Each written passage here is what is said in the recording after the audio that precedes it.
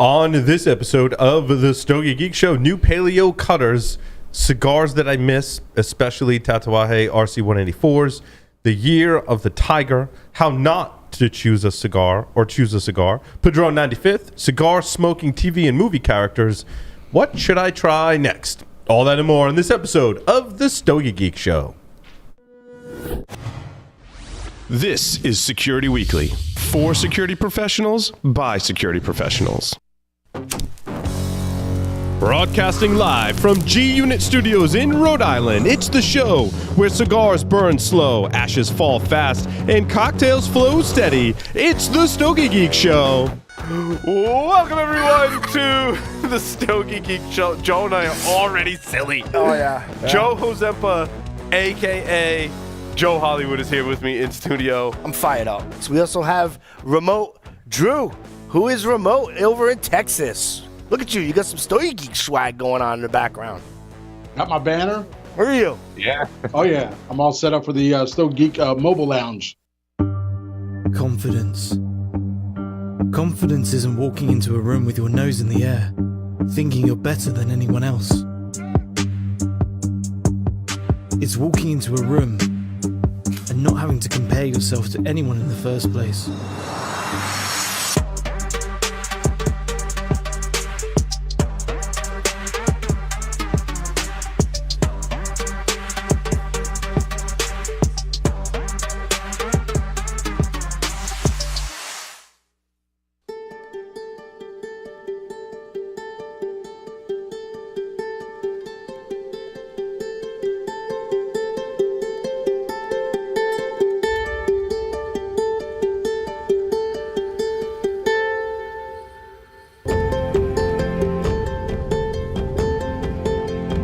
Plasencia Cigars, perfected for more than 150 years. Yours to enjoy now. Havana Cigar Club, located in Warwick, Rhode Island, is a great place to enjoy a drink and a cigar. Stogie Geeks listeners can find a $5 off coupon on our website by clicking the HCC logo. Welcome, everyone, to the Stogie Geek Show. It's episode number 368, being recorded on March 25th, 2022. I've assembled the cast and crew here of the Stogie Geeks right here around this table. Adrian couldn't join us this week, but to my left is Mr. Joe Hozempa. What's going on? Also known as Joe Hollywood. What happened? We're going to bring the Joe Hollywood Joe Hollywood. Yeah. Do we bring it back? We should. We should bring it back. I guess I was more flashier in my day. You got to be flashier. You got to, you need the t-shirt and the sport coat. Is that what I need to do? That's the look. Well, it's still a little cold down here, so I got the I got the I can still golf in 32-degree weather, yeah, right. and like a thermal and whatnot. But yeah, it's not as flashy in the winter. Mr. Bill Brenner, What's down happening? from Massachusetts, is here with us. What's up, man? I'm doing well. Yeah, How are you today? How is everybody? We're good. We're going into April. Spring is here. Spring is here. We're gonna Green golf, all maybe. around. Do you golf? Do you guys golf? Yes. A little bit. A little bit. Jason Albuquerque's here with us. Hello there. He's the. I have a 10-year-old, soon to be 11-year-old, who kicks my ass in golf. I think your son kicks your ass in Pretty much everything. A lot of extracurricular activities. Fishing. Pretty much everything. He definitely kicks your ass in fishing. Everything. Yeah. I've come to that realization as a dad that I'm just going to become an enabler now. Yes. You get to that point where you're just like, I'm going to enable him to be successful. That's your job as a leader, my friend. It is every parent's dream that their kids surpass them in things good true. and bad. No doubt. My son's not very good at cigar smoking, though. I will say I'm taking the cake on that. He found I pulled a moldy cigar out of my humidor, and being the curious teenager, he lit it. He tried to light it up, and he lit the wrong end and stuff. I'm failing you as I a don't think he father. smoked it. I think he was just trying to light it on fire. So Yeah. Paul, my son and I go fishing over the weekend. We're on the lake in the canoe. And I break out a nice Room 101 naked booth. And I'm like, all right, we're going to catch some fish. And I light the cigar up. I'm in the back. I'm paddling along. He turns around. He looks at me. He goes, Dad, I just want to let you know, I really love the smell when you smoke cigars. Yeah. I'm like, oh, boy, here we go. I think there's two camps on that. There's people that love the secondhand cigar smoke and will go out of their way to tell you how good it smells. and then there's the people that hate it, and they will also go out of their way to tell you how much they hate it. But I think I'm grooming a future cigar smoker. Is what I think I'm doing. Yes. Some people though enjoy the smell but don't like smoking them. Yeah. Maybe. A lot of people tell me that. That could be it. You can tell I smoke a lot in like mixed company because I don't give a shit. Right. Like whatever. Yeah, that's it. Who cares? We're outside. If we're outside, I'm lighting up. Yeah.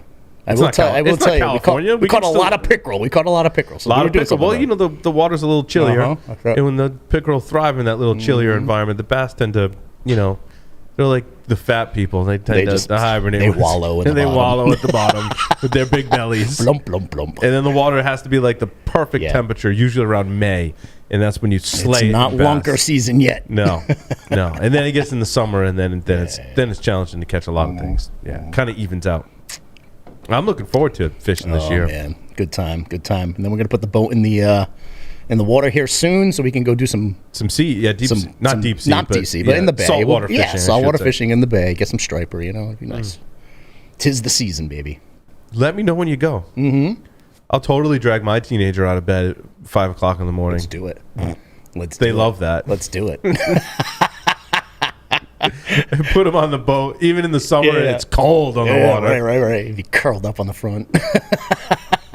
Wake me up later. Jason and I'll have our cigars going. That's it. That's it. Jason will be out catching fish. That's all he cares about. Right?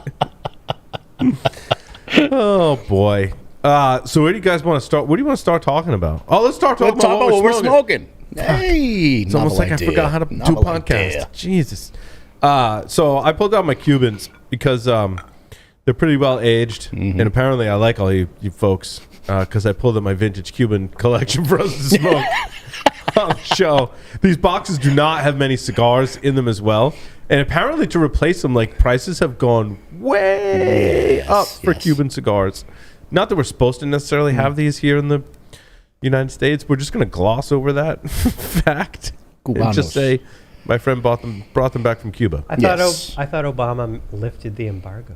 No, he eased. You need Congress. That has to be like a formal bill to do that. Right. The president can pass executive orders that slightly changes, lessens some of or strengthens the portions of the embargo, but the president alone cannot lift or put back the embargo by and themselves. Then from an operational side, they can determine how strict the administration of the government will be enforcing, right? Trump was kind of like loosey. No, Trump tightened up the embargo stuff. Yeah. Obama was a little loosey-goosey with it. Like, I don't know, where it's still a communist country as well. There's still not great things that are happening in Cuba. I mean, the Cuban people are outstanding and amazing in their own right, but people get upset when we're like, oh, we should just like lift the embargo. Like, there's a lot of Cuban people who are here in the U.S. because of like reasons of they did not want to live there. So, again, I said this on my last podcast. I am not a political expert by any stretch of the imagination. And like what I just described, there is a whole series of podcasts and people that know way more about it than I do that you should go listen to. So if like what you listen to, I just said, you're like, well, there's yes, I agree. There's way more to it than that. Joe? Back in the Obama administration, I did a segment on Cigar Club Radio of the restrictions and Obama loosening them up. And if you check my Facebook or Twitter, posted an article from Cigar Aficionado. They, under the Obama administration, they let the kind of the different cruise lines finally go to Cuba, and now they're being sued because they did commerce in Cuba. Really fascinating. Oh my God. Fascinating interview over that the Cigar Aficionado did. So you can check that out. I'll post that to the Discord at some point after the show. So, Joe, you're smoking a Partagas Series D number 4. I think I'm smoking a Quorum Havana. It doesn't taste like it. I don't know. This is suspect, man. It's suspect, right? Yeah. This is. I'm smoking the Quorum Havana bundle edition. It does not taste. This whole box did not taste like Partagas Series D number 4. This is my Just throwing that out there. professional palate opinion. Yeah. Do you know how Cubans have like the air of metallic salt, if you will? I honestly think someone. Salt. No. Like on your palate, it's a metallic smoke, and it runs a little salty. Okay. Right. I think that someone took a salt shaker and put this on like a Dominican cigar, and this is what this is. Yeah. I think so. But The box date on this is October 16. Sorry, it was upside down. October 16. But this whole box, ever since I got it, I'd smoke one or two. And I'm like, that doesn't taste like a Partagas Series D number 4. no, do you think? I was gonna say, do you think it aged out? No, I mean, no. Since I got the box, no, I didn't get the box in 2016. Okay. It already had a year or two on it, probably when I got it. Mm-hmm. But yeah, it just never tasted right to me. Yeah, it's a little suspect, but Yeah.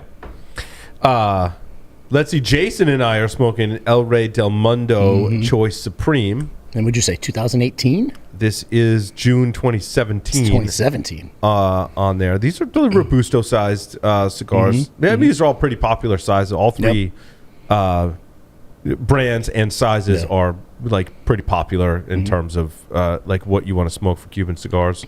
So this is like a classic Choice Supreme. Yeah. To Joe's point, I definitely have that little salty flavor to it. yeah, it's to me, Cubans run like more of a film on my palate. It lingers more. Yep. The smoke is a little bit denser, and it comes across as salty. Yeah. Right. Yeah, totally. So, like I said, but I don't know if I'm enjoying this yet. I don't know if I'm gonna throw in the towel. Is yours staying lit, Jason? No. This is like a really bad podcast cigar. Because if as I'm talking, like it wants to go out on does itself. want to go, Okay. yeah. It's not just me. I agree. I This think the is- humidity on it is perfect. I don't think it's agreed. yeah. Agreed. It's But not it's not environmental. But what I will tell you, this is the third light since I started. And that can ruin an experience. I am getting those nice Cuban cedar notes Yep. from it. Yep. Tasty, When it but- wants to stay lit. Tasty, but yeah, doesn't want to stay lit. Yours too, because you've got yet a different one. He's Bill. got a Boldivar, right? Yeah. I do. You have. Hold on, I got this box over here now. Boldivar. Boldivar. Boldivar. Royal Corona? Yeah, Bolivar Royal Coronas. Also, like all three of these cigars are a Robusto. Might be slightly different ring gauges in length, but they're all Robusto sized. It's the Bolivar Royal Coronas, which I like the best out of all these three. This is October 2018 on there. I like the Royal Coronas. Bellicoso Finos are a little more expensive. Probably have a May I? slight up I on think the. I think it just I got check the more butane. lighters over here, Yeah, guys. if you can. Joe, you want to pass some of those lighters down?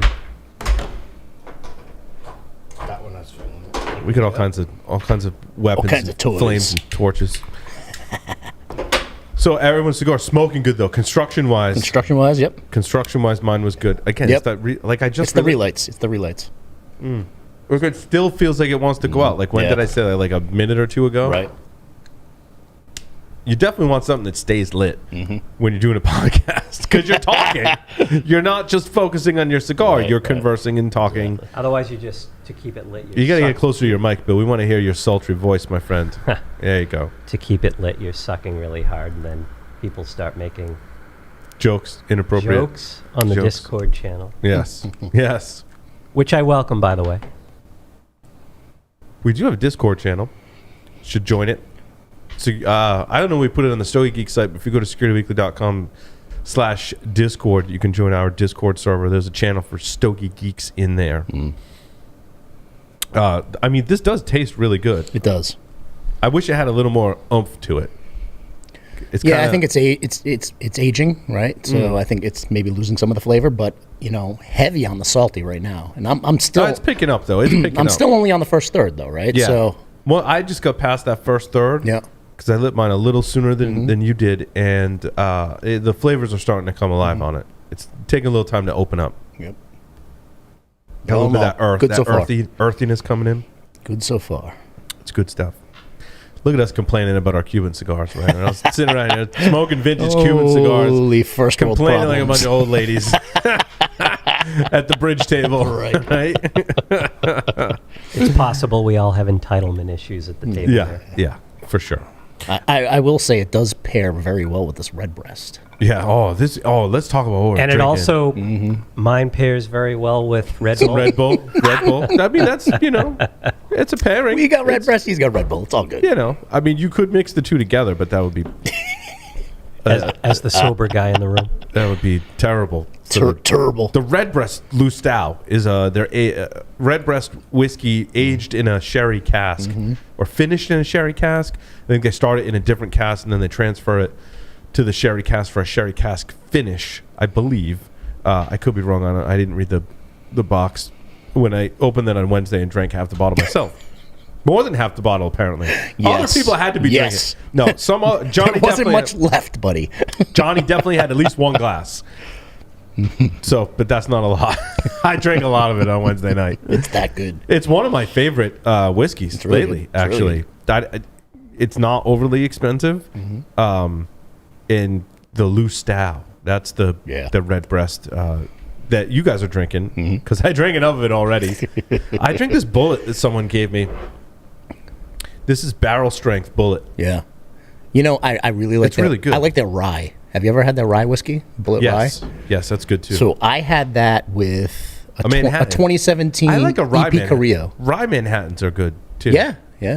If you're into the cocktail, you were just drinking bourbon, which is nothing wrong with that. I was just drinking And it. you had a what now? EP Carrillo? EP Carrillo 2017 Encore, and that paired really, really well together. Really well. I haven't been smoking a lot of EP Carrillos lately. No. I need to get back on. I just got a couple more of those unbanded. Dude, spicy, really spicy. It's good. a great segue into cigars that I miss. Yeah. Like, I cannot find now two cigars that come to mind since you mentioned Carrillo. I'll start with that one. Yeah. EP Carrillo, New Wave Reserva Okay. in the Toro size. Yeah. Now, I think I can find boxes of them, but they're kind of pricey right now.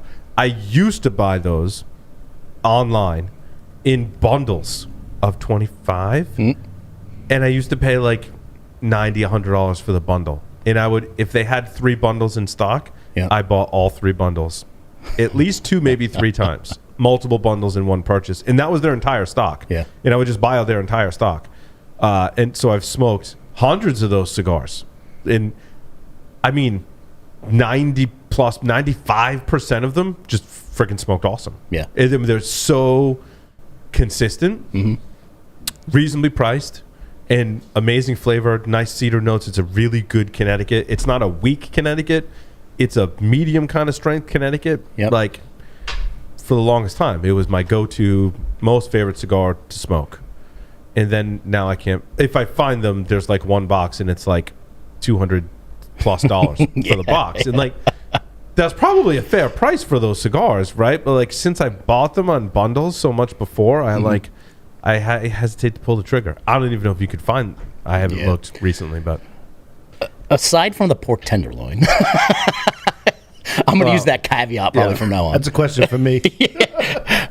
No, one of the cigars that I really, really miss, and I got it from here on a Security Weekly podcast. You gave me 2 of them, I believe. It was an EP Carrillo 2015 short run. Oh yeah, bomb cigar. Yes. Holy shit! I still have some of those. I'll dig them up. Do for you really? Yeah, I think I've got some kicking around. We might have smoked all the ones in this humidor. I might have another box in my. I picked those up on closeout. So good. Yeah, so you've good. had Paul's had 15 and 13. 13 was better in my opinion. But just FYI, EP Carrillo just released another short run series this year as well. They did. Yes. So I found them. I'm actually having one tonight at 6:06 p.m. Eastern Standard Time. 6:06. That's very specific, Joe. Yes. Well, you know, I 6:06. run a very complex life, Paul. You know, You got your You have to schedule schedule down, everything. man. You have to schedule everything, don't you? down to the 6:06 minute. will be EP Carrillo short run. Nice. It's now 12:30. 12:31 might be the new stick because I don't think this is cutting it. But And you're gonna have sex with the wife at 8:37 p.m. Is that? I'll be done by 8:38. and then 8:40 we're done. Yeah. Oh, that's awesome. But that was a really good cigar. Oddly specific. And I paired it. You know what I paired it with? I paired it with Nika. What'd you pair it with, Jason? Nika from the Barrel. Nika from the wait. Japanese whiskey. Oh, okay. Yeah, really good. Yeah, I've not delved into the Japanese whiskey recently. Like I see Nika them from the there. Barrel is the There's best. a bunch of characters on them that I don't understand, and they're like really expensive. So I tend to stay away from it. And I go to the bourbon. You know, I mean that could also be because apparently when I sit down with a bottle of whiskey, I drink three You quarters. drink 3/4 in one shot. It can be really expensive. Right. You don't remember that you enjoyed it. Right? But no, Nika from the Barrel, really, really good Japanese whiskey. Hard to find. I ended up finding it in this back-ass liquor store in New Hampshire, and they had 5 on the shelf. I bought all 5. I bought all 5, yeah. Yeah. See, I didn't get a chance to stop at a liquor store in New Hampshire. Did I? No, I didn't. Our schedule when we go away as a family is insane. There's no time. I make time. Like 6:06, we're going to the pool. 7:31, we're having dinner. Right? Like, yeah. Oh yeah, it reminds us of the last day when we check out over at Hilton Head. When we go there for a week or two, and like we're swimming in the pool like an hour before checkout. I'm like, we got plenty of time. It's your last chance. You know what I mean? No, we do that too. One cigar I thought of. Oh, because did I link to it? I might have. Because there's a new one. Tatuaje? RC series.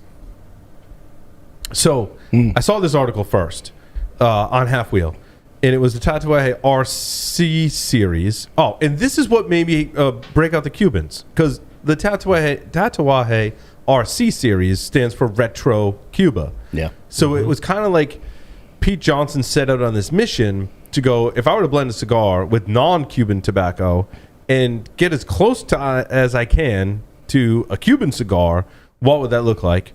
His answer to that was the RC series. I think he did a pretty decent job, actually, like not having Cuban tobacco in it. He did a pretty decent job, and it's got the label on it is really awesome too, like awesome coloring and stuff like that. Yeah. Just classy looking cigars. But simple, not over the top. It's a retro band too. It's really cool. Yes, it's really cool. So they debuted in 2005. For the longest time, it was only made up of 2 Vitolas, because this is how I remember it. And they were large perfectos packaged with half the cigar covered in foil. A 7.25 by 57 RC 184. I want to say 7.25 is 184 millimeters, and that's how he came up with the numbers. I'm pretty sure. And then he had a 9 1/8 by 55 RC 233. This cigar is massive, dude. It's massive. Yeah. Not as good. I mean, just the overall size of it, like, it's almost like a chore to smoke it. And I feel like some of the flavors got lost in the 233. Now, I've had some 184s over the years that have had some age on them, and they're some of like the best cigars I ever smoked, but I forget about them because they don't really make a whole in fact, I went online and I looked, and I'm like, if I wanted to buy an RC 184, what would that look like? Every site, like 2 pages worth of Google results, every single site is sold out. They list them, but they're all sold out. And I've not seen that cigar, like physically laid my eyes on a 184. No, because I bought a box and I smoked through the whole thing. I think I ended up buying one, like I bought a bunch of Signals because there were some aged boxes back at Joyle's in the back in the day, and I would buy. I'm like, oh, I gotta have more of those. And like, let me try a 233. It's good, not as good. Give me a whole box of 184s. I'll take those. And I smoked them all. I don't think there's not one left in my humidor. Like, I don't remember seeing one, which is a shame, because it's one of, when I think about it, it's like one of my favorite cigars to smoke. So what spawned all this nostalgia was the new RC series. So November 2016, there would be new sizes: RC number 1, number 2, and number 3. I'm reading from Half Wheel on this, right? So you've got the RC series number 1, 2, and 3, and these are not the perfect. These are 4 3/4 by 52, 5 5/8 by 54, 6 1/2 by 56 size cigars. Not much on the wrapper is Ecuadorian Habano, it looks like. Nicaraguan binder and filler. And then so it got a 90. So he says, I smoked a few of the original RC series before that review. Now, see, he still has some left in his humidor. Like, good for you, man. Like, I couldn't keep those in my humidor. This is Brooks from Half Wheel. Like, good for you, Brooks, man. I'm proud of you for saving some of those. Patience. He's got patience. Creamy, spicy, blah, blah, blah. Overall score 90. Overall, so that's a good score. Yeah. That's a good score. So now I'm on a mission to find some of these, I guess. It's got the pigtail cap. I was just going to say that. Funky little pigtail. It's funny when you look at the cigar reviewers, how in-depth they get, right? He's like, the first thing I noticed was, one band was satin and one was flat. Yeah. See, now They get down to that. That's pretty funny. I just don't have that kind of aptitude. I know what I like. I know what I don't like. Yeah. I know like what it. tastes spicy. I know. Yeah. I liken it to wine with me because, like, I can appreciate good wine, but only in the way that some people enjoy cigars. Like you said, I know what I like. Like, it tastes good, it tastes bad. Like, some are spicier than others, and like I enjoy them. But then, like, I'm like that way with wine. I'm like, oh, like that was a really good wine. Like, that one was drier and fruitier and whatever. But like, there are people, as you well know, sommeliers. I mean, they know by tasting the wine, like, what time of year and what field in what climate from which region and what farm and what estate that came from. Like, that's pretty amazing. I mean, some of us can do that with cigars. I feel like it's harder though with cigars. And I've talked to some of the best blenders in the cigar industry in the world. Yep. And asked them about this. Like, hey, if you smoked a cigar, could you tell me where all the tobacco came from? And someone told me, I forget who it was. I don't know if it was Jose Blanco or Manuel Ano or one of those guys, told me that they've done this before as like a party, like fun thing. They got all the blenders, like Benjamin Mendez, all your like outstanding people in the cigar blending field, and handed them blind, unbanded cigars, and he's like, dude, no one got it right. I'm like, these are the best people in the world when it comes to cigars, and like they can't. Yeah. Right. So like, if someone's smoking a cigar, I mean, you may be. And what he did say is like no one got everything right, but usually, like, Joe, you're good at this as well. Like, you can go, this wrapper, I think it's a Criollo wrapper. I think this is a broadleaf wrapper. Yeah. Or, like, in the filler, I can tell it has some jalapa, right? In things like, or maybe there's Dominican tobacco versus Nicaragua. So you can make some of those in a general sense, but it's hard. Now, what he did say was, if he's smoking I think they're called parejos, the individual tobacco. So before the cigar is blended, you take... Let's say the filler has 3 different varieties of tobacco, right? Different primings, different tobacco types, maybe from different regions. You take those 3 different filler tobaccos and you roll those into individual cigars. So like this one is just jalapa from Dominican Republic. And you roll that into a cigar.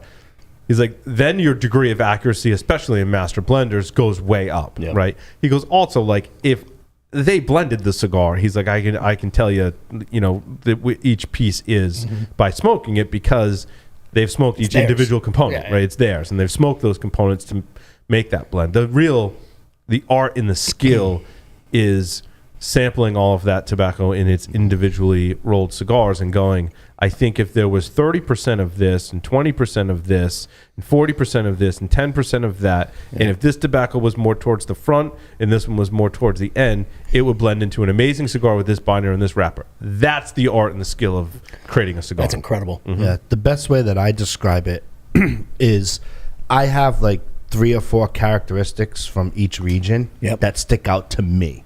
Like, I can smoke a Nicaraguan cigar and pull out Criollo 98. Like, doesn't matter the brand. I've been on testing blends for Alec Bradley. I've been on testing blends for a couple other companies. And that's where I'm like, okay, if it has that component, some sort of, I can pick it out. 3 or 4 blends. Awesome. But how I got there was from going through like the blending kits. That blending kit you have. The blending kits. We should do. So what are the blending? Talk to me about blending kits, because I'm looking at you two and I'm going palette goals. Like. No. But it's a training process. It's a training process. It's like I have a blending kit in Paul's Humidor, right, for Nicaraguan cigars, and it has a map of Nicaragua and it has a region, and you smoke all around the region. So you smoke what that country has to offer. And then you smoke the cigar in the middle, and you guess which one it is from there. So then it's a test at the end. It's a quiz at the end. Yeah, but see, I got the blending kit that I have in there. This particular one, right. And I called the owner, got it, spot on. Okay, great. Nice. But it's not really that hard because he's got like 5 cigars in his line. Gotcha. So it's different. But from that kit, Criollo 98 stuck out in my mind. That was like my biggest takeaway. I have a few others, but we'll move on. Manuel and Noah did another one with La Aurora. So now we're switching countries. We're in the Dominican Republic. Yeah. Was it the one called Light the Legacy? the La Aurora one? The La Aurora one with Manuel and Noah. But which cigar is that?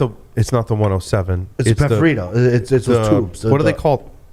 Oh, 19 Preferidos. Yeah, it's the Preferidos that go there. So you smoke around the Preferido line, and then you can figure it out. I actually have notes because I keep notes. There might be there might be some of those kits next door, Jason. Yeah. If you want to try one. Yeah, if you want to try one, it's called Light the Legacy. That's cool. Jose Blanco, which is he does a great one which too. is how I actually met Paul in the beginning. Like we knew of each other. Jose Blanco's was a little different because his was a one stick, but it changed as you smoked it, and then it went through. But didn't he have the individual components, or was that just one cigar he gave out? He gave one cigar, and then instead of a barber pole, it was like a totem pole, maybe. I don't know. But it was amazing. So it was really the same binder and filler. Awesome. The wrapper was 4 or 5, and so it'd be like an inch or so of this particular wrapper. Yeah.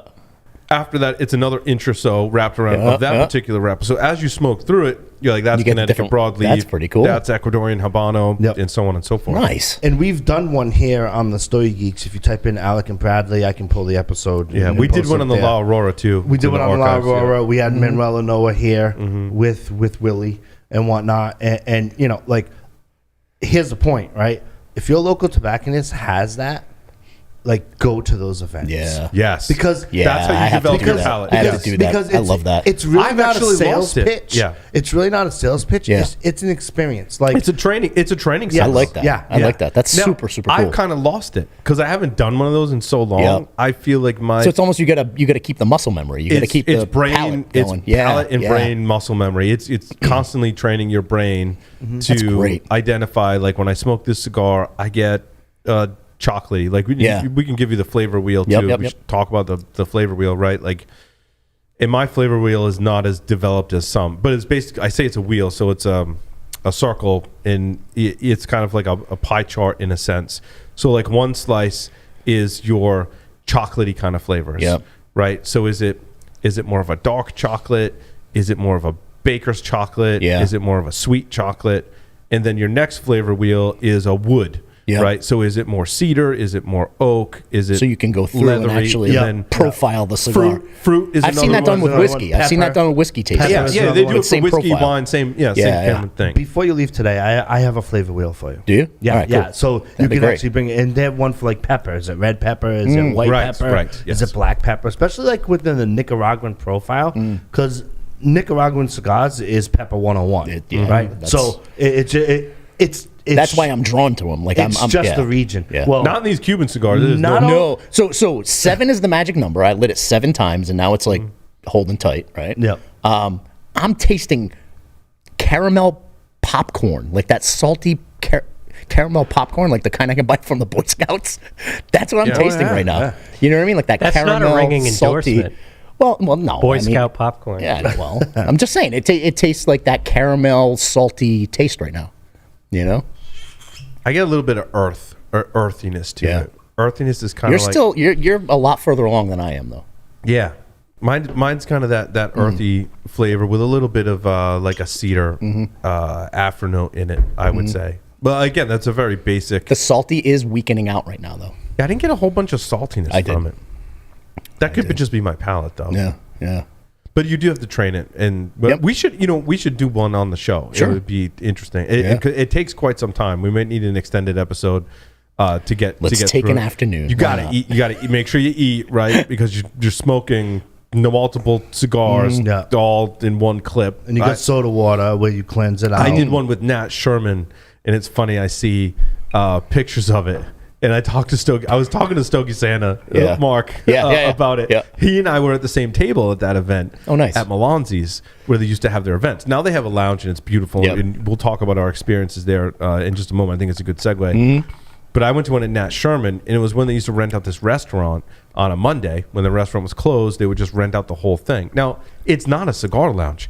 it's a restaurant. So they've got some couple of like smoke eaters that, you know, maybe they bought in the 80s hanging from the ceiling. Right. And they got, you know, 80 guys in there.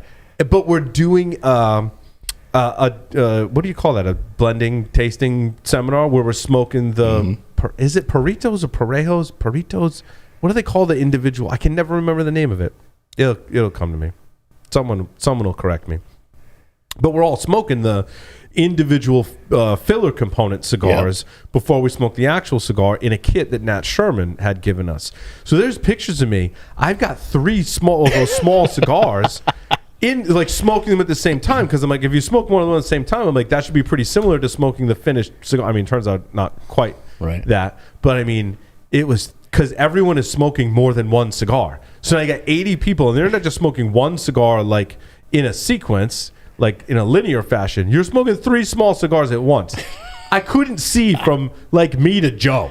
Like, it was like you had to like move the smoke out of the way. Yeah. And Stogie standing goes, yeah, I think I lost at least a couple of hours off my life that night. Like, I did not feel good the next day. It was not a good. I mean, it was a lot of fun and it was awesome experience. But we should. So you do the coffee beans and seltzer too. So you gotta cleanse your palate. Yep. And one of the, I think it was Manuel and Noah from La Aurora, has the coffee beans, and you just get a little cup of coffee beans, and you have seltzer. And so when you're done smoking one of the like filler components and you're ready to move to the next one, you take a break, you sip some of the seltzer, and you smell the coffee beans, and that's supposed to cleanse your palate. Nice. It's not like wine where you can taste the wine and spit it out either. Like you're getting that nicotine whether you like it or not. Yeah, no doubt, no doubt.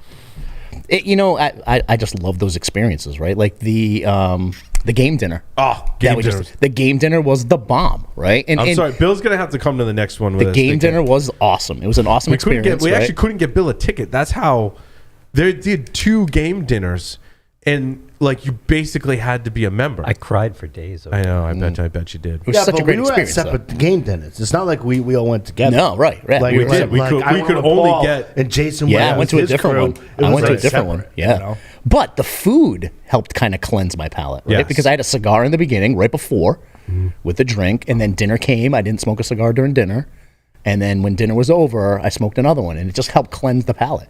And it's funny. It was only $50. Oh my God, I know. A person. But what I realized was when you're sitting there, it's $350. Really? No, our bar bill for Doug and I was $500 because when you're in Rome, like we're eating all this fantastic game meat. We've got these awesome cigars, like because their humidor is amazing. So good. The cigars they gave you were really good too. What did you guys get? We got the Grotto box press. Oh, so Grotto did this one. See, So Oliva did ours. Yeah. Okay. We got Oliva. The Grotto box press, actually, Paul Cigars is phenomenal. And so we're like, oh, now let me see the bourbon menu. Because, like, we're here. And so for those that don't know, listeners, right, the Joyles family owned the cigar store and the liquor store that's down the street from here and my house. So they sold the liquor store, and Paul said, well, I'm going to go buy some other property, which is not too far from here in Coventry, or West Greenwich, right? And we're going to make a whole cigar lounge. Now, since they had all the connections. Amazing cigar lounge, by the way. Amazing. That place is great. But they have all the connections and the knowledge about whiskey, bourbon, and all this stuff. Yep. So they leverage that. And so you can go there and you can get a Lodge Craig 18-year, which is, by the way, my favorite. I mean, it's also like $40 an ounce or something ridiculous like that. But like, good luck finding that anywhere else, right? And they've got Weller, 3 or 4 different kinds of Weller, and every kind of bourbon and whiskey. Totally. I was there. I had a Glendronach 18. And I am, because you told me to get that. And I didn't. And I totally forgot. And I'm so pissed, but I'm going to tell you right now, my bar bill is glad. My credit card is glad I did. Holy shit, dude! We got the bar, but I'm like, Paul. I'm in friends with Paul and the guy and his family and Mar. I'm like, what a great thing for them, though. I'm like, happily. I mean, I couldn't do that every week, right? But like, when the opportunity is, we all get to go. You're gonna go spend money at the bar, and I'm like, good for him. It was only $50 for the dinner. You're not making money there. I'm gonna spend some money in your humidor. I'm gonna spend money. But the food was amazing. And the food was out of this world. Absolutely amazing. Well, his son Tom did some of the cooking. Yeah, I was talking to him for a while, and he told me. And he asked me that. He's like, Paul, I know you do the smoking Yeah. barbecue stuff at home. I'm Yeah. like, did you nailed it? Like the duck Oh my God, breast. it's so good. Did you have the duck breast? I did. Yeah. Oh my God. It was so good. Oh. It was so good. And it's funny because I'm talking to my father-in-law and he's like, "Oh, you're going to a game dinner?" He's like, "Everything's going to be in marinara sauce. I can guarantee it. Everything in marinara sauce." I'm dude, like, they did "No, it right. They did it. They did some Thai Did you have the meat flavors. salad? Yes. The venison meat salad. Oh my God, they did was- chili. that was like the they best did thing. chili. Wow, that sounds like- they that had sounds a amazing. what was it? Yeah. Rabbit pot pie. Oh, they didn't have that. The Right. rabbit pot pie was outstanding. Wow. Did you have duck? We did. We had Yeah, duck too. duck. And then what was the other one we had then? I'm trying to. Cornish game hen. Yeah, so That was good too. That was on the We're phone. not- That was good. Oh, you had the pot pie. We had the Cornish game hen. Oh Yeah. my Padron. God. I would choose pie. I mean, the game That hen was rabbit good, pot but it pie. wasn't the standout dish. And we The had duck- was perfect. It what was did we awesome. have? I think it was elk lasagna. yeah. Oh, elk yeah. lasagna. We had venison lasagna. We I had believe. venison lasagna. Yeah. Yeah. Oh, yeah, it was Elk great. is supposed to be It was amazing. I don't think I've ever had it was elk. Great. It was great. Well, Yeah. next game dinner, we're gonna have to. But we'll have to do it together. I mean, they're not even. Try I don't know if they're planning one, but we just need to tell them. Well, like, look, dude, he told me he wants to do more. Yeah, he told me he wants he to do more. should. So now, I mean, you're blending great cigars, but great you know what he whiskey, should and do? great food. What he should Holy do shit. is open up the patio when it gets warmer out. Yeah. So you're doing it outside. Now I don't know. Rain could. It literally ran in his parade there, but like these things sell out like fast, fast, and they put a lot of people in there. It was packed tight. Packed tight. It was and then you have a Levo running around with like he's like the guy who's doing the Todd. the commentator. He's like, "All right, I have an advent calendar for everybody," and he walks around. It's a cigar advent calendar. Oh, nice. Yeah. For a cigar for him. I'm like, yeah, "Oh my God, this is awesome!" It was so great. Great experience. Yeah, they are nice if you can get to your local brick and mortar and participate in that. You Yeah. know what I mean? Because and it's also it's like memories, right? Like I go to different. I love cigar the It's food, the but experience. I love love it. the food component to me. Yeah. Like, it's a great experience when you can go with friends. Like, I was there with Doug, who couldn't join us today, and Joe, right? It's great when you get together with friends. You got to have some drinks and cigars. But now we're also sharing a meal Right. and drinks and cigars. Like, there's so much it's to beautiful. experience It's and beautiful. talk about and Yep. experience together. Like, oh, what did you think of that dish? What did you think of that bourbon? What did you think of this cigar? Like, Right. it's an awesome. But we talked about this on the last podcast, guys. Right? We talked about how the brick and mortar is now the experience that you need Yes. to bring to the table. Yes. Right? Because I can sit there and be jonesing for that mail call hitting the mailbox all day long. Yep. But I'm not going to get what I got No. sitting there at a game dinner, drinking great whiskey, smoking a great cigar or multiple cigars. Yeah. Right? And having some awesome Oh, food it was a with 5 friends. I mean, it was it's a 5-hour experience. You too. you can't pull fellowship out of a mailbox. No. Well, that's like Or a tonight. Zoom call, or meeting with someone for coffee or whatever. Like, we were there for 5 hours together, Yeah. which was just Yeah. that to be sitting with people Yeah. in person for 5 It's awesome. hours is something we can't lose sight of as a society. No way. And No way. what better way to do it Yeah. than with fabulous meat dishes, Yeah. bourbon, and cigars? Yeah. even, Agreed. even tonight, I'm going to a dinner, but it's kind of like bittersweet for me, right? It's the old cigar shop that used to sponsor my original cigar show when I Okay. was on the radio. Yep. Pre Stogie Geeks got bought out by another cigar shop. And Okay. Some of the old crew goes there, Gotcha. and it's like it's one of those events tonight. Whatever happens, like you'll never forget. You know, what I You're mean? going to be going through the memories. Yeah, It's awesome. I super love it. cool getting involved with your I- local brick and mortar. Right. for sure. I will say though, there is something super cool about being involved in some of the cigar clubs, right? Because I'm part of a couple, right? And for example, Hooligans of the Leaf, right? Yep. I'm part of that. And dude, we do global herfs. Dude, he's got the freaking bug. He does. I got the dudes right here. Like I'm on the Discord right now, got right? the- But he's we'll got the do bug. herfs, and there'll be people from the UK on, and there'll be that's super cool too. But it'd be awesome to like get everybody together in person and do that. But Yeah. it's all those different kind of experiences that you can take There's to a question in the Discord. Speaking of Discord, have you tried the Holtz Tatuaje box press? Holtz in Philly. I have not. My friend is a member there of Holtz in Philly. In fact, he used to live in Philly or close enough to there where he did a membership. Part of if you can get a membership to Holtz, you get, I think, once a year to place an order with Fuente directly. And so he'll order like a bundle of Don Carlos Lanceros, a box of Opus X, like whatever rare and limited stuff, like they basically fill your order. But you got to be a member. There's probably a waiting list to be a member. And he's like, dude, yeah, once I was a member, he's like, I don't even live in Philly anymore. I think he lives in New York or Jersey or somewhere. But he's like, no, dude, I still keep my membership there, really, just so I can place that order once a year. And I'm like, dude, I don't blame you. Yeah. Yeah, it's awesome. Yeah, this person in the Discord, Gauss says, yeah, it's a great shop. He's near there. Yeah, I've heard really good things about it. I've not tried their box press. And go to the Brazilian barbecue. Yo, bring the food.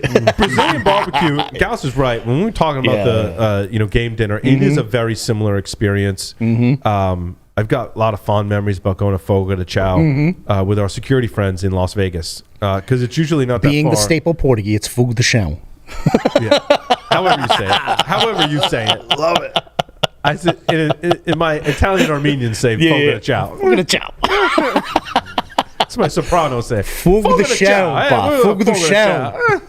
I'm glad it sounds less Italian on the show. Bringing diversity every chance I get. I like it. See, Paul. But there's one of those in Vegas. Yeah, there is. Yeah. Right near There's one up in Massachusetts somewhere fairly close too. Yes. That I've been to. But we stay at the Tuscany, and then you can walk to the Italian place. What's it called? Mama something. Yeah. The Italian place is right there. But then down the street from that is, however, I say Fogo de Chao. Fogo de Chao. Yeah. I like it. And both those places, I tell you what, going out to eat in Vegas is really expensive. Both of those places are very reasonable. Yeah. And then, of course, we go to the cigar lounges after that. Casa Fuente. What's the one in Caesars called? Monte Cristo? No, it's Casa Fuente. No. Casa Fuente's in the Forum Shops. There's one in the Caesar, right in the casino near the restaurant. Near the restaurants. In the casino. I forget what that one's called off the top of my head. And then there's Davidoff, right? And there's other ones too, but those are the three. Yeah. I do like though the thing I got from Mr. J's Havana is I liked being all in one place to eat, drink, and smoke. Agreed. Right? When we travel and we go do that as friends, you're going out to eat here, and then you got to go to the. It's nice to have that all in one. I like smoking and eating at the same time. A lot of people don't. I do not. Some people don't. Yeah, some people don't. See, I love it. I separate it though. I'll have one before I eat, and then I'll eat, and then I'll have one after. No, I have a cigar going the whole time. The whole time. I smoke and drink and eat and all. Yeah. See, how are you on that? Because you have a cigar while you're brushing your teeth, though, right? 4 years. Yeah, like pretty much. If I could, I think I would, Bill. And like as soon as I drop my kids off at school, I get back in the car and like there's a cigar lit because I'm coming into the office. Yeah. My entire career with cigars. Every time I go to a cigar dinner, like I will purposely show up to the cigar dinner tonight like an hour and 45 minutes before to enjoy a cigar. Yeah.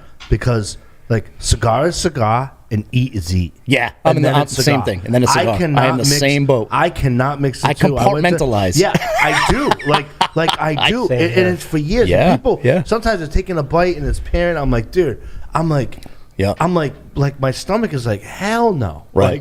And you know the funny thing I did too. It was almost like coffee. So I had the Connecticut Oliva first, nice and creamy, smooth. Set myself up. See, I'm not a big fan of the Oliva Connecticut. Yeah, it came with the package, my friends. When in Rome.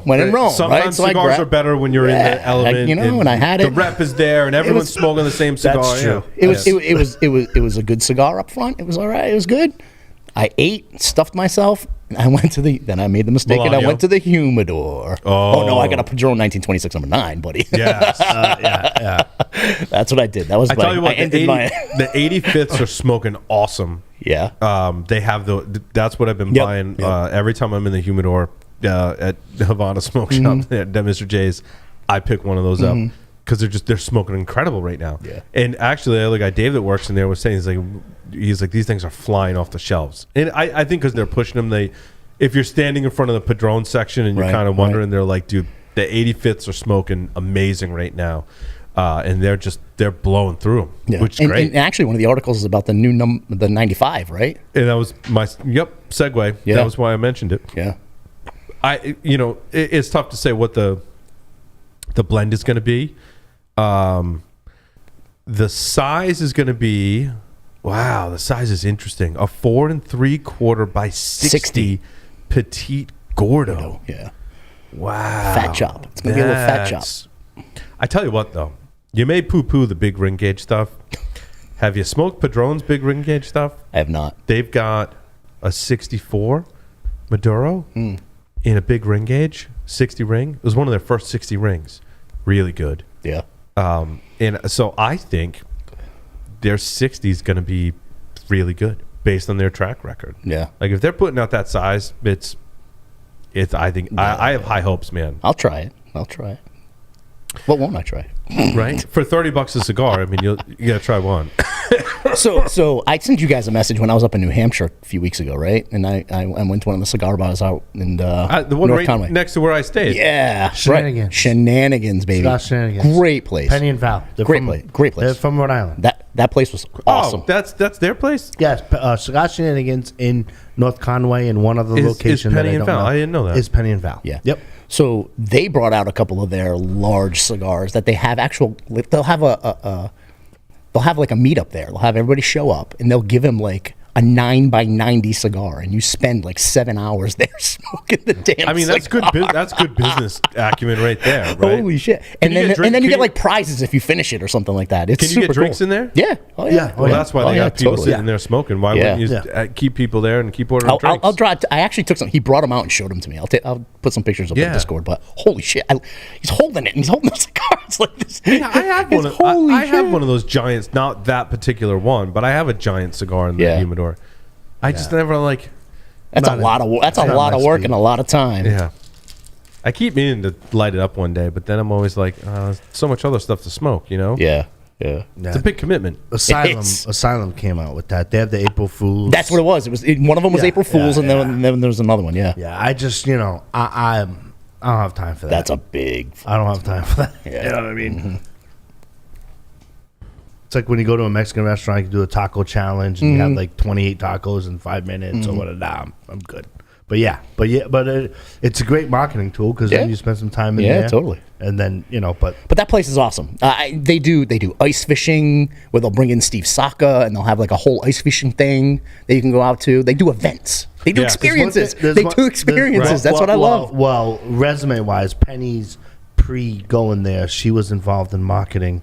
Yeah. She had a marketing consultant thing, so she kind of gets the event thing, Right. right? Oh. And then Val knows some stuff about cigars. So if you Yeah. combine the two, it's a really nice place to Yeah. visit. It's great. It's a great place. Yeah, it's interesting. I You know, love they call it the family reserve line from Padron 44, 45, 46, 50, 85. That leaves out the 1926 that isn't branded as family reserve, but some of the 1926 anniversary releases. I don't know. I forget what you call those. Like the 40th. Yep. 1926 40th is one of my favorite cigars. I think Yeah. I might have given you. Yeah, you did. One You of did those. give me one of those. Natural Maduro. I think I prefer the Maduro. Those are some of my favorites. I'm sorry to interrupt. Gus is saying you need to do squats before you do an 80 ring gauge. Totally. You gotta limber up, man. You gotta limber up. You gotta love the Totally. Discord server. It's Yeah, cool. yeah. I just put the April Fools that they had up there at Shenanigans. Yep. Yeah. Anyway, I'm sorry, Paul. Back to I where gotta you see were. this. I gotta see this cigar now, Dude. Oh my god! Hold on. I got a Dude, better picture. that's Hold on. like- hold on. If you want some, Hold I on. can come back on Monday. It's like you're I'm smoking a looking- box of Dude, cigars. look in at. one Hold on. cigar. I want you to see this next one because it's ridiculous. it's in my hand. And holy Lord, watch this. I mean, that's like. Check this bad boy out. Remember when you used to go to the Paw Sox games and they used to give you those little bats? Yeah, look at it. That's what it looks like. Dude, that's just crazy. But God Oh my says, like he says, God. you gotta do some squats before Right? that. Yeah. Look at that thing. I got. then I'm Move on to something else. I gotta plug my laptop in. I didn't plug my laptop in. My battery's dying. Uh-oh. Get another cigar, would you? Yeah. Yeah, well, this one's kind of fizzling out. Yeah, the Cuban thing. All right, I want you to tell me what this one is. He told me when I was there, and you got to tell me which one. You got to tell me what this one is. Joe, you probably know. Oh, are we going through Discord over here? Like, Yeah. So, I mean, we really have should a have. show. I know we should have him up on the screen and show everyone on the we video. should do a show failed. first and Discord later. We have the technology. We have the technology to put these up on the screen. I like to share. But the Discord is for the listener. I want the listener to engage look. with I us. want the listener to We'll look. have them look after the show. Let's do Okay, the okay, show. fine. Be that way. There's 4 of us. You guys talk. Yeah, come on, Bill. Talk. I have plenty to talk about if you want to switch topics. I, where do you wanna go? I can switch topics very You know, briefly. and you know me, I'm very controversial. All so. right, go ahead, Bill. So for Bill. now I'm going way into geek territory by bringing up Star Trek, because it is important to know that there is now a cigar chomping captain in the Star Trek universe. Oh. I heard this. Captain Rios from right. the series Picard. Interesting. Right. I watched. That goes into one of the articles we have about So it characters. does. It Right, does. right. Sitting in the famous people smoke sitting in the cigars. captain chair. You know, Chomping. Well, he has an ensign whose job is to toss him the Zippo. that's hilarious. So I watched season 1 of Picard. Are they on? Is it season 2 that you're This referring is to? season 2. Yeah. Okay. Are they almost done with season 2 or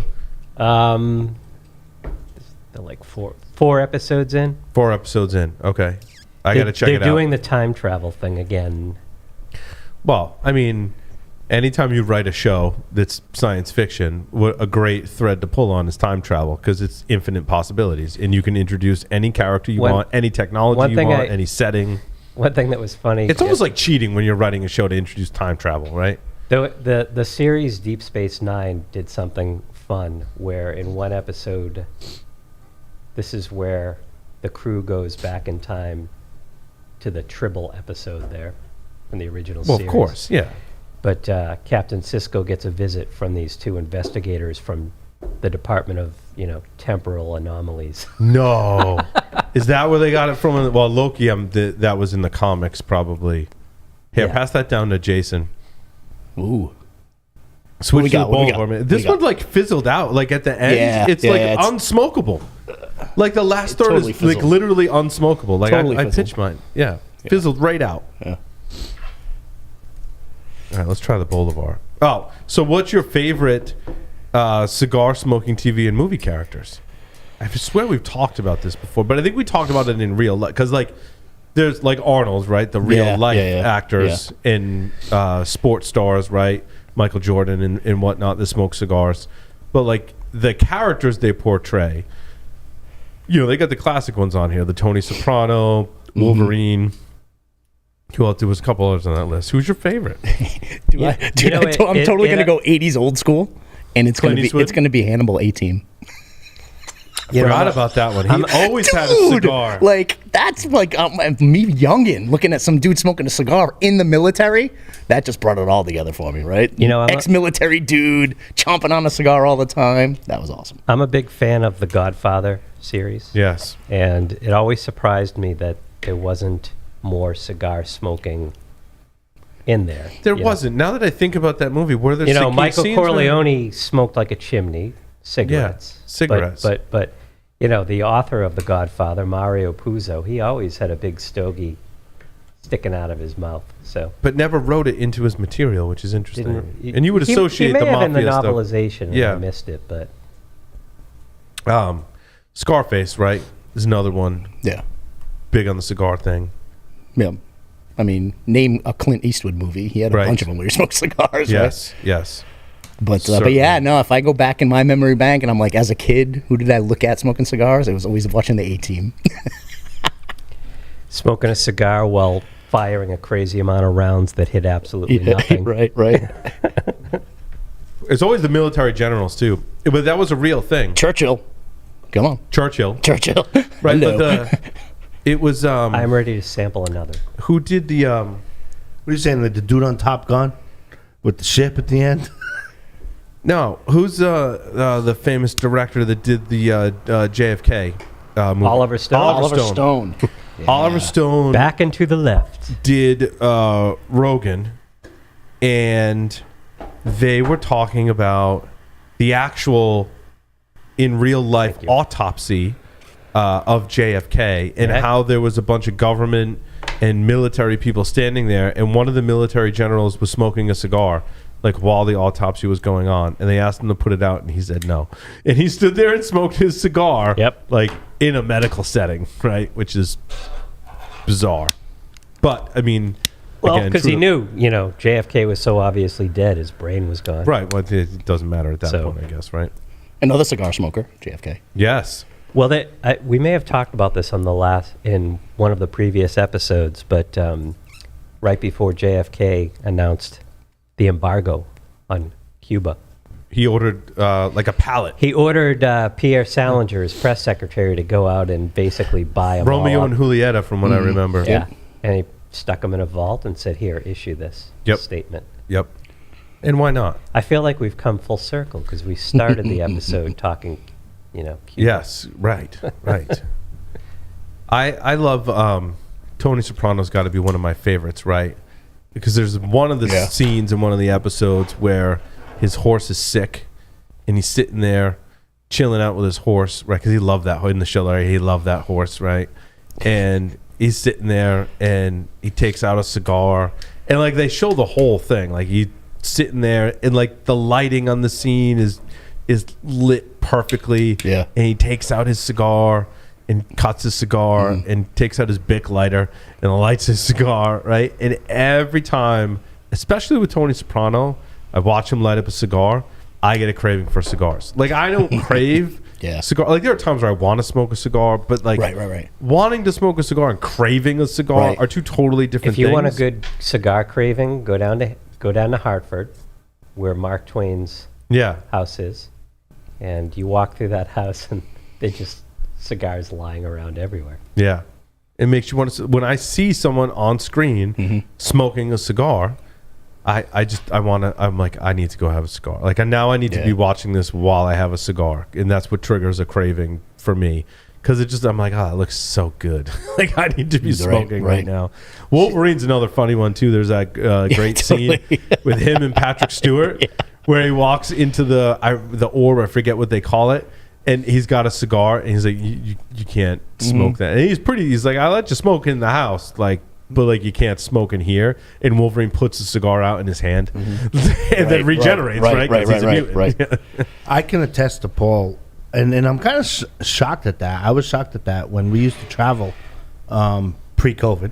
Yeah, I never really craved a cigar. We used to sit in the airport and shit. By I'm like 10, 11 Eastern Standard Time in the morning, I'm like, Paul, fuck, man, I need a cigar. Yeah. Like, you're like, Joe, like, what the hell's your problem? And I'm like, dude, I'm going for a walk. Like I need, like I crave a cigar, like daily. Like it's just bad. Like, you know what I mean? Yeah. And then you were like, Joe, I'm all set till, we're going out to a cigar bar later. Yeah. I'm like, no, Joe. You don't understand. And then Paul's like, but Joe, we have to film. I'm like, no, you have to film. It's called Paul's Security Weekly. It's not Stogie Geeks. Like, you know what I mean? So as soon as Paul would be on air and the client was set and whatnot, dude, I would bolt out of a conference. I knew I had like an hour and a half because Paul has a gift of gab, especially when it comes to security. And I was like I would go somewhere and enjoy a cigar. Like literally like go somewhere. I think he meant that as a compliment. No, it's amazing because Pseudo compliment? Gift of gab. Gift of gab. Gift of gab.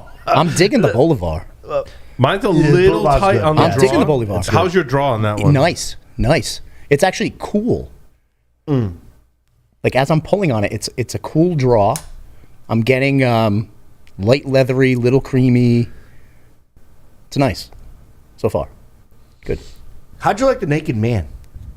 The naked booth? Yeah, the Naked Booth. Naked booth? The naked booth was all right. It was pretty good. It was all right. Yeah, Seen a grown man naked. You want to know what? It was he's actually not naked. He's got a banana hammock on and a cape, okay? And a pair of Chuckies, which I think that's right. Dude, I think that's fascinating marketing. Yeah. Totally. Like amazing with that stuff. It was good in a canoe while we were fishing, man. It's good. It's good. Yep. Hopefully it didn't canoe while you were fishing. It did not. Actually, it burned great. good. And it was a windy day, too. Yeah, Have it you burned tried the great. cigar ones by Pravado? I have them. I have not tried them yet. I bought 2 of each. Yeah. They are totally 2 different cigars. Yeah. And they are that's a collaboration with JC Newman. They are spot on. Yeah. Yep, spot on. I like the taste factor. Yep. Which was the rose colored. The rose-colored one. Yep. Yeah. Yep. You know, the other one, which is what, white? Yeah, it was a white. Yep. The white one was good. Yeah. But not as strong as the rose. Yeah. Was not as strong as the white label, but Yeah. but the depth and taste and transition Of the rose one? of the rose Yeah. is really where it's at. So yeah, Yeah. I typically anything that I get from anywhere that I order online, no matter where. You're right. That is kind of creamy. Yeah, my first total. one was cool kind of draw plugged. and creamy. But for me, I let them sit in my humidor 30, 60 days. Yep. If I order it online, that's just I don't know. I got to do that because then I know it's nice and acclimated, and I know it's in the environment. I know it's the right thing to control. do, but often I can't wait. I can't wait. No, Like, I got enough rolling through that I can now. nah, I'm like a kid at Christmas. I got patience, I guess. I don't know. But I do. I let them sit 30, 60. Somewhere around there, no doubt. Well, get on that rose. It's super good. It's Should ready be to close. go. I should be close. To be honest with you, it's probably hitting about 30 right now. So it should be close. I like how to choose a cigar. Yeah, let's do that. Speaking let's of do that, it. like, do you choose the one that you just ordered and it's been sitting in your humidor for a day? No, never. Jason does Yes, not. always. I do not ever. We should elaborate on that because I'm like, because we have two like, different camps. where did it come from? What was the weather in transit? Like, it's not that bad. Like, if it's not super hot or super cold, I'm like, yeah, smoke it right off the truck. But it's never the same experience smoking it Yeah. off the truck. To your point, Jason, I think if you let it acclimate for a day or two, one day is probably not enough. A couple days, and then start smoking the way it should. I agree, though. 30, 60 days, Yeah. it really kind of comes into it. So that's what it really should. Be that time in the humidor, I think is good. Right. Yeah. How I choose a cigar, I drive an hour and a half down here. I go into the big tall humidor. I stare down at the F-off shelf, Yeah. and I stuff my pockets. That's where they're going. Paul's blaming me this No, morning. the F-off section is fine. The other side, I don't know. Wait a minute. Does Like, he who does he smokes like it? whiskey too? Because that red breast one. Right? That Do you I fill can't- your Yeti with red breast that you leave too? I can't claim credit for that. That was me. That was See, you. you Lord. have two different camps though, because Jason and Paul are like from the let it rest, and me, I'm like, if you purchase the car, you drive it off the It's lot. not the same. It's not the same. The tobacco should be ready. Engines work better To when they're not smoke. rested. The tobacco should be ready. I thought this article really missed the mark from Holtz. Like, it wasn't what I was expecting. I mean, maybe this was how to choose a cigar for beginners. Yeah. Like taste and aroma. I don't know if aroma necessarily plays into it, right? I think more. Maybe the first thing is like, what'd you eat today? Right? That goes into my decision. I mean, that is probably the number one factor for how I choose a cigar, what I'm gonna smoke at that moment. Yeah. Is like, what did I eat? Because if I didn't eat anything, I'm going light. Right. Right? If I had a big breakfast, maybe I go something a little stronger. But I tend to smoke, and not everyone does this. Jose Blanco says he does the opposite the way I do it. I smoke light in the beginning of the day, in the morning, and during the day, and I smoke heavier at night. And he does it the opposite way. And I'm Heavier like, in the- dude, how do heavier you in the do that? morning? Heavier in the morning. Wow. I'm like, dude, you must eat like I can't consume that much nicotine on an empty stomach. Right. It just turns my stomach. You get green in the gills too. Yeah. Yeah. So that's the number one thing for me is time of day, like based on your, like if you've eaten not huge meals, but you've consumed 3 meals in your day at night, then I'm like, okay, I can smoke whatever. So can Like, we doesn't matter. can we refine this Strength-wise. conversation down, right? Because it's all about the variables to me, right? Yeah. So how to choose a cigar you're going to purchase versus how you're going to choose a cigar to pull out of your home humidor and smoke at that point in time. Great point. Right? Great It's point. different for me. Sure. Right? So for me to purchase, it's more along the lines of the tobacco and the cigar maker. Okay. Right? What's on sale? That helps too, of course. If there's deals. What's aged? Yep. What's limited? Sure. Whatever the person working in the store tells me is smoking good. You know? Yeah. Because I really do think it's similar to wine and other things. not so much whiskey, because once it hits the glass, it's done. It is what it is once it hits the glass, Yeah. right? With fermented spirits, beer, wine, it can age differently. Yeah. There's a bell curve for how that stuff Yeah, but ages. even for me, like with whiskey, right? Like, I probably won't go buy a Bundahaben because that's peaty, woody, smoky, Sure. lick and char kind of whiskey, Sure. right? So I'll look at who makes it, what it's all about, how it's, Right. you know what I mean? Like, yeah. yeah, so I even choose that No, way. I have a bottle of Bundahaben, but I don't drink it often because I have to be in the mood for that. You got to develop your flavor Sure. profile and also try different things. So I think if you're new, it's a great point, Jason. If you're new to cigars, to wine, to whiskey, you should try everything. Yeah. Because you're not going to know if you like it or not until Right. you try it. Some Yep, people yep. try Davidoff and they're like, holy crap, it's really grassy and I don't like that profile. Yeah. Fair enough. Like, I get it. It's not for everyone. I do think some of it is an acquired taste, especially in those smokier, peatier whiskeys. You may take one sip. If you've never tried it before, and be like, Yeah. oh my God. Like, this is way overwhelming. Right. Which I get, but I've also come to appreciate, in similar kind of parallel, the grassier cigars and the smokier peatier, because these are parts of the flavor wheel that are like really distinct, right? Right. Like smoky peaty, which are two different things. If there's a combination of them, like dude, you're smoking like dirt that's been, or drinking dirt that's been lit on fire. Like I'm like, but it'd be you get an acquired taste sure. to that. And then right? there's certain times of the year, like I will take a glass of Bundahaben.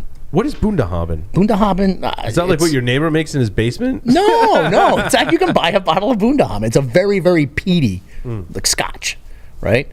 And I'll have that in October when Yeah. it's fall and it's crisp outside, and I'm outside at my fire pit smoking a cigar. It's got to like. It goes well with that experience. Yeah, exactly it. Well, I mean, this is very similar to what we talk about doing drugs, which is really funny to think about it. But Dr. Carl Hart went on Joe Rogan, and I subsequently read his book. And he's a scientist, Columbia University, and has spent his career studying the effects of drugs on people. I mean, one of the world's foremost experts on the effects of drugs on people, right? Because, Yeah. again, we can speculate as podcast hosts, like, oh, like Right. heroin's really bad for you. And he's like, actually, I've done 15 studies just like on heroin over the past 20 years. And he's like, actually, in like this setting or this, I mean, it's a drug that is used in the medical setting as well, right? Right. It's like he is the world's foremost expert on that. And when he breaks down in his book, is similar to what we're talking about in terms of your experience with drugs or spirits or cigars that we're talking about is based on, like, he talks about 4 or ish different factors, right? One is dosage. We just talked about that, right? Is the cigar really strong? Did I eat today? Right? That's basically you're controlling your dosage of nicotine, which Yep. is a drug that we get from cigars, right? And other types of tobacco. So there's dosage. There's set, which is your mindset. Like we talk Yeah. about, Jose Blanco always says, smoking a cigar next to an asshole will always be a bad cigar. And we just talked about being in a game dinner and a cigar event, right? And how like you may have really enjoyed your leave at Connecticut because you're in that moment, setting. in that the moment. rep Yeah, gave it to yeah. you, maybe described the blend. There's other people smoking it. You all want to be there and have a good time. And in that setting, Right. hey, that was actually a really good cigar. Now, Yep. you light that up in your car in the morning on your way to work, and you're like, this isn't the same cigar I remember. I think that's setting, or your mindset, rather, and your setting are two different things. Yeah. So your mindset is, are you happy when you smoked it, which is Right. influenced by your setting, right? If I'm in a really bad mood, maybe I light up a cigar and I'm like, like maybe it cheers me up or whatnot. But like your mindset definitely plays into your enjoyment of these things and your setting. Right. And there was something else.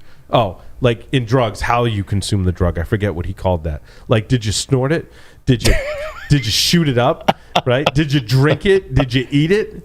In cigars, that doesn't necessarily transfer, right? The transfer mechanism for cigars is the same. Not for tobacco necessarily. There's other ways to consume tobacco, but that is one constant that we can wipe off the table. gonna have a cigar. You're gonna smoke the cigar. You're not gonna snort it or inject it, right? If you're gonna enjoy whiskey, I mean, unless you're crazy and in college and you're butt chugging it, which is not recommended, you're consuming it the same way, right? I mean, some of the consumption is different. Like, did you put ice in it? Did you put water in it? Did you drink it neat? So there is a consumption aspect to it that could change your thing. But I think there's a lot of parallels right there that we've described. Yeah. Not necessarily compared it to drugs like that as well, but again, there's some parallels there. Yeah, totally. Yeah, I think the setting totally matters, right? And So in terms of how you choose, right, you may choose based on your mindset and setting what cigar you want to smoke, what spirit you want to have with it. And that's why I said there's a lot of variables involved, right? And honestly, it really is. And for me, to purchase is different than choosing to smoke at that point in time. Yeah, like what am I in the, we all say this, right? What am I in the mood for? Anytime we go to eat something, drink something, smoke a cigar, what am I in the mood for, right? Sometimes I'm in the mood for a martini. Oftentimes there isn't a mood I'm in where I don't want a martini because I love martini. Dirty martini is, a dirty martini with a cigar is fabulous. The thing that will, and I think this plays into this article that it didn't cover, right? Sometimes I'll choose not to have a martini because of the dosage, maybe.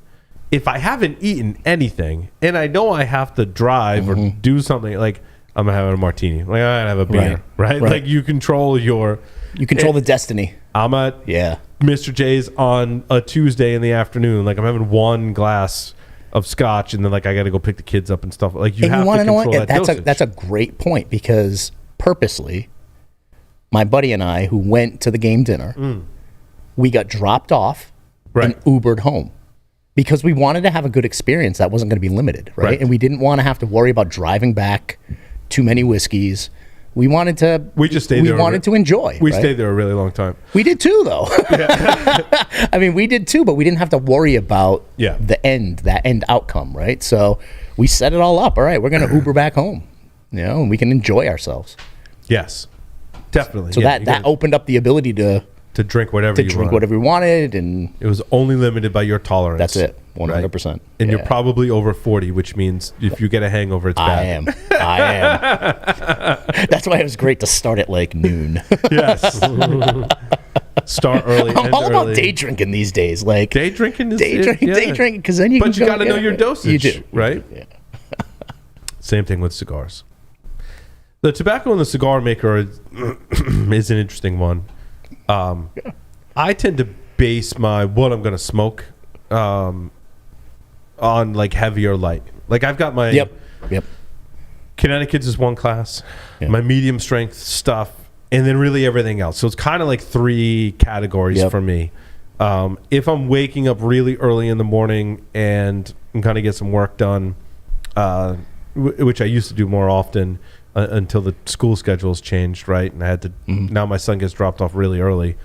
So I don't tend to you wake up at 5, but by the time you get in the swing of things, it's time to take the, middle school starts earlier than elementary school. And high school starts even earlier. But if I'm up at 5 o'clock in the morning, I want to get some stuff done. I go to my workshop, I want to have a cigar. Like I'm smoking like a Baccarat. Like I'm smoking a really, really light cigar, because that, when you talk about dosage set and setting, like I'm just waking up. I want to have my coffee. Right. Me personally, I can't smoke heavy when it's that early in the morning. Like I just can't. So I want to make sure in my humidor I've got cigars for that particular setting, right? And then post breakfast, I have my cigar. I can smoke a little heavier post breakfast, right? Then I'll maybe go towards my medium kind of stuff. Like a Cameroon wrap cigar is usually not really heavy, so I'll go for the Fuente Don Carlos or something like in that realm, right? I haven't gotten to the point of smoking before noon yet. I haven't gotten there yet. See, dude, you gotta try it. Waking up tomorrow morning, you gotta wake up at 5 a.m., dude. You gotta go out in your man cave, and you gotta have like the lightest cigar in your humidor with a coffee. It is, it's quiet, right? Look at Joe. Birds. Whoever said Joe wasn't animated lies. Look at him. Look at him. No. See, I am the complete opposite of cigars. I've received some cigars that come off the Black Label the Black Label Trading Company, only available at the factory. Yeah. And they're super strong, and you gotta have them in the afternoon, dude. First thing in the morning, empty stomach. I'm the exact opposite of Paul. I go from strong, back down, and then I taper off. And then if I'm really, really drunk, which I won't be tonight, but like if I had a ride home, and like I'll stop drinking, hang out, and do my thing, right? But like, I would end with like a Baccarat or like an acid, right? Like I smoke Drew Estate acids like 5 a year, and it's because I only get drunk like 5 times a year. You know what I mean?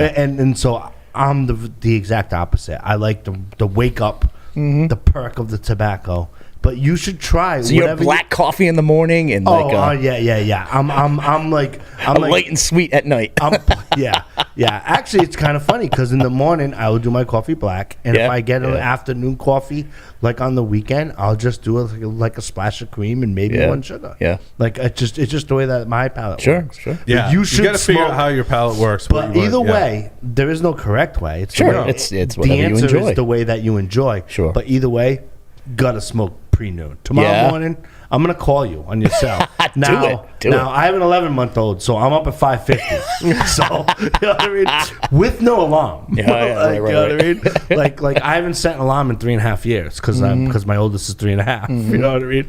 But seriously, you should do it in the morning. It's a different experience. Yeah. And pre-breakfast. Would you agree? Oh, you gotta do dude. Yeah. I'm telling you, coffee and a cigar. Yeah, first thing. And in the summer when the weather gets a little better, to be like outside having that cigar with and your morning coffee. Like, dude, it's so peaceful. It's the best. You're just chilling out. So have you? So every time I think about it, I've never pulled the trigger on it yet to do it. But I always see the Room 101 breakfast in Portugal, and it just rings to me because I'm a Portuguese. Yep. And it's breakfast, and I'm like, and I see people smoking breakfast in Portugal in the morning. Yep. Is it a good cigar to smoke in the morning? Yeah. I haven't smoked that one. Yeah. Is it? Yeah. The only cigar that is way off in marketing is the Davidoff Late Hour. That is an awesome morning smoke. Like I moonlight in a cigar shop. That's a heavy cigar, though. Yeah, it is a heavy cigar. Again. Thus my point, right? Yeah. Like you're in the Jose Blanco camp of smoking heavy. But either way, like for those people who wrote success books, like wake up 2 hours before your family and you'll become successful. Like I'd have to wake up at 3:50 in the morning. I got little kids. Like there's no way I wake up at 3:50 in the morning. But however, seriously, you gotta wake up in the morning. Have a coffee the way you like it. Yep. Choose a cigar. Go light. Try Paul's method. Yep. And then another time, go my method. And then see what you like. And report back. It's totally, and make sure report back. Jason has homework. I have homework for the month. That's your homework for next episode. On it. And to be honest with you, like, especially if you're alone in the morning. Yeah. Right? Especially like well, I have little kids. Paul has 3 kids, right? They're a little older now, so. Well, they're older now, but like, when it's quiet and you're by yourself in the morning, and you can, you go through your things, you can do email or read a book or whatever, like you start to taste, the cigar will taste differently in the morning. Because it's your setting. Yeah. Mindset and setting. Yep. Absolutely.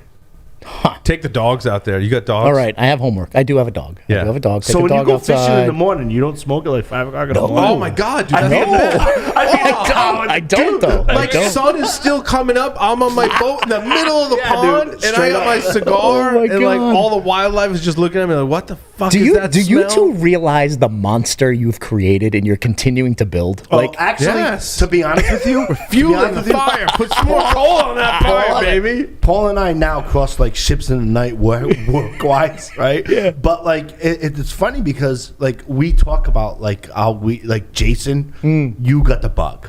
Like you got the cigar, but we talk about it off air all the time. Yes, we do. We do. Yeah. Well, you got the bug. But you created that. You realize that. You two are you're the Oz behind the curtain who created this monster. But another who's great maturing. Time, let's go opposite of the morning cigar, right? To speak to the article about how to choose a cigar. So and I haven't done this in a while. It's weird. How my schedule just changes, right? Kids will change. Kids dictate your schedule, right? All day, every day. Late at night, dude, I'm like, shit, I'm tired. Like, Yeah. I'm going to bed. My oldest son now is old enough to like watch TV with me later at night. So we don't go to bed till 10 o'clock, 11 o'clock at night. And we're watching Breaking Bad together. You guys are watching Breaking Bad together? We're watching Breaking Bad Look together. at you. Dude, it's amazing. And I forgot. You know, I haven't watched that show in so long. Yeah. I'm Neither like, have I. I don't remember half the stuff that I happened was in the addicted show. to that show. My wife and I would binge that show. My wife and I too. Yeah. And now my son and I are watching it. So like, 10, 11 o'clock at night, I'm like, all right, I'm turning it in. I'm not a night owl like I used to be. Yeah. I'm sure things will change, and I want to get back to this. Do you have your man cave? Like, is it operational? Is that thing operational? It's operational except for smoking in it. That's the only thing I don't do is smoke in it. Well, you got to get to the smoking in it, because here's what you want to do. After everyone goes to bed, right? Yep. Everyone's asleep, and you can't sleep, and you want to stay up late. You go into your man cave, and you light up like a nice Padron, a nice Opus X. Nothing too... Now, this is, again, with setting and choosing to speak to the article, how to choose a cigar. I would choose... This is when I smoke my petite Coronas, my Robusto, the big Robustos, my what were the ones from Viaje, the shotgun shells, like really small, powerful cigars where I'm like, I haven't eaten enough during the day, and I'm not gonna smoke it in the morning. Late at night, I go put whatever you want to watch on TV, right? You got your shows you're binge watching, you got your movies, old school kung fu flicks is one of my favorites as well. Something just entertaining. We're gonna consume a little TV and have my cigar, have my scotch. It's, again, late at night, no one's awake. Yeah, everyone else is asleep. It's that quiet time where you can just like chill out and be like, I'm gonna have my cigar. Now, you may not go out there till 11 o'clock at night, so I'm not choosing my RC 233. Sure, right. So you got to choose appropriately. I'm choosing my smaller, really potent cigars. Yep, awesome stuff. Now, what was the best was if you have company, and so Mark Jr., who used to be on the show, used to live like walking distance from my house. So we would text each other, and I'm like, dude, it's like 10 o'clock at night. I'm like, I'm gonna consume maybe a little Sunday night football, and he'd come over and we'd have cigars and scotch there you go together. Fond memories. That's cool. Fond memories. We live a little far away to do that. You got to move closer, but you live in an awesome property, so I may buy property on your property, build a house, there you go. and relocate. I have I know it sounds a little pompous, but like I live in like a bunch of townhouses. Yeah. And in the courtyard has a water fountain, and in the summer, when Joe gets really drunk and pees in the fountain. Just saying. Sometimes, but like when so it's like Joe in a meeting. Everybody goes to bed. Now for me it's like 8:45. First one goes to bed at 8. Second one 8:45. So like call it 9:30, whatever. I'll go out, and you can just hit a water fountain in the summer, and then there. I have a fountain too. A fountain is not. It's but nice. I do it's a nice switch feature. to strong. Then sometimes it depends if like I've smoked during the day or if it got into a point where when you have family Padron stuff, number 35s. Is that a 1926 number 35? it's small, right? It's a small little petite Corona in the 26. Yep. Or those little. It's a great one. The Connecticut version of the Padrones. I'm having a drum. But Yeah, whatever. Damasos. yeah, the Damasos, yeah. like there. Yep. But like I enjoy that time as well. Because I can't do the pre everyone wakes up yet. Yeah. Because my kids are too young. Right. They'll be up. As soon as the sun comes up, they come Yeah, up. they'll be up. Yeah, Especially with the my clock middle one's up change. at 7 o'clock every morning, like clockwork. Yeah, sure. Oh yeah. Doesn't matter if it's weekend, weekdays. This is how it goes. During the week, none of the kids want to get out of bed. I'm like, time to go to school. Everyone like runs, hides under the covers. They do not. Right. No, Seriously. Like I've really had to think about strategies and how I want to wake it. Like I'll play music. Yep. And they'll turn it off. Now I resort to just singing in the morning. Like I try and be as obnoxious as I can. Oh my God, that turning sounds all like the my lights morning on, every morning too. Open, right? Trying to get kids up. Is just but then the weekend comes around and it's like 6, 7 o'clock in the morning and fucking everyone's up. I'm like, because they know they don't have to go to school. a cigar and a coffee. Like F off. Go back to bed. Pretend it's Monday. Like what the hell? It's a school day. Go back to bed. See, I still tell my kids sometimes it was like the wrong day. Yeah. Oh yeah. Go back to bed. It's a strategy though, because my youngest one, right? He's 5, almost 6, and he'll be like, "Dad, is today a school day or a home day?" That's what he calls it: a school day or a home day. Yep. And I'll be like, nope, today's a school day. Get your ass up, kid. Yep. Get dressed. Yep. And then you walk in 20 minutes later, and they're still standing there in their underwear. Like, what have you been doing for 20 minutes? I don't understand how you kept yourself occupied for 20 minutes standing there in your underwear. Like, what were you doing? In the same spot. Like, what were you doing? Sleeping, standing up? I don't get it. I don't Yeah, my get it. 3.5-year-old does that. Is this today a school day? Yes, okay. Is it show and tell day? No, it's Friday, show and tell day. What was yesterday? He's going through the days of the week. You know what I mean? And it's just so funny. Like, but Saturday morning, when you want them to sleep, they're not sleeping. Yeah. No. Like, it's, No. you know. This Boldivar is I can burning see your dude. You've got a incredible. nice ash, Dude. Thank you. It's a Portuguese ash. Thank you very much. Look at that ash over there. There's a lot of beans and rice for this ash. Mine's smoking very similarly. In that, like, it's holding it's it. smoking great. These are really good. Great. It is the polar These opposite. are the Boldivar Royal Coronas. One I did light up was plugged. I could just tell it wasn't going to be a good smoking experience. Lit up the second one, and it's going good. Amazing. I'm really upset that the Cuban cigars are so expensive now. Yeah. I mean, depending on where you get them, people always complain about the higher cost.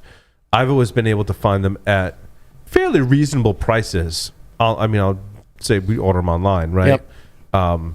Privately, I'll tell you where the reputable places are to order them, right? And you could ask around and find out. It's like not a big secret, but those prices have gone way up, which is a shame because they get plugged. That's my whole thing with the Cuban cigars. Like, I'm going to order a box. I'm going to pay X amount for a box, knowing there's a certain percentage that are probably going to be plugged and unsmokable. Yeah. And I know, so then my cost for the remainder of the box goes up, knowing that a certain percentage, that percentage could vary 5 to 20% of the box. Yep. And so I know so now if that price is higher, Right.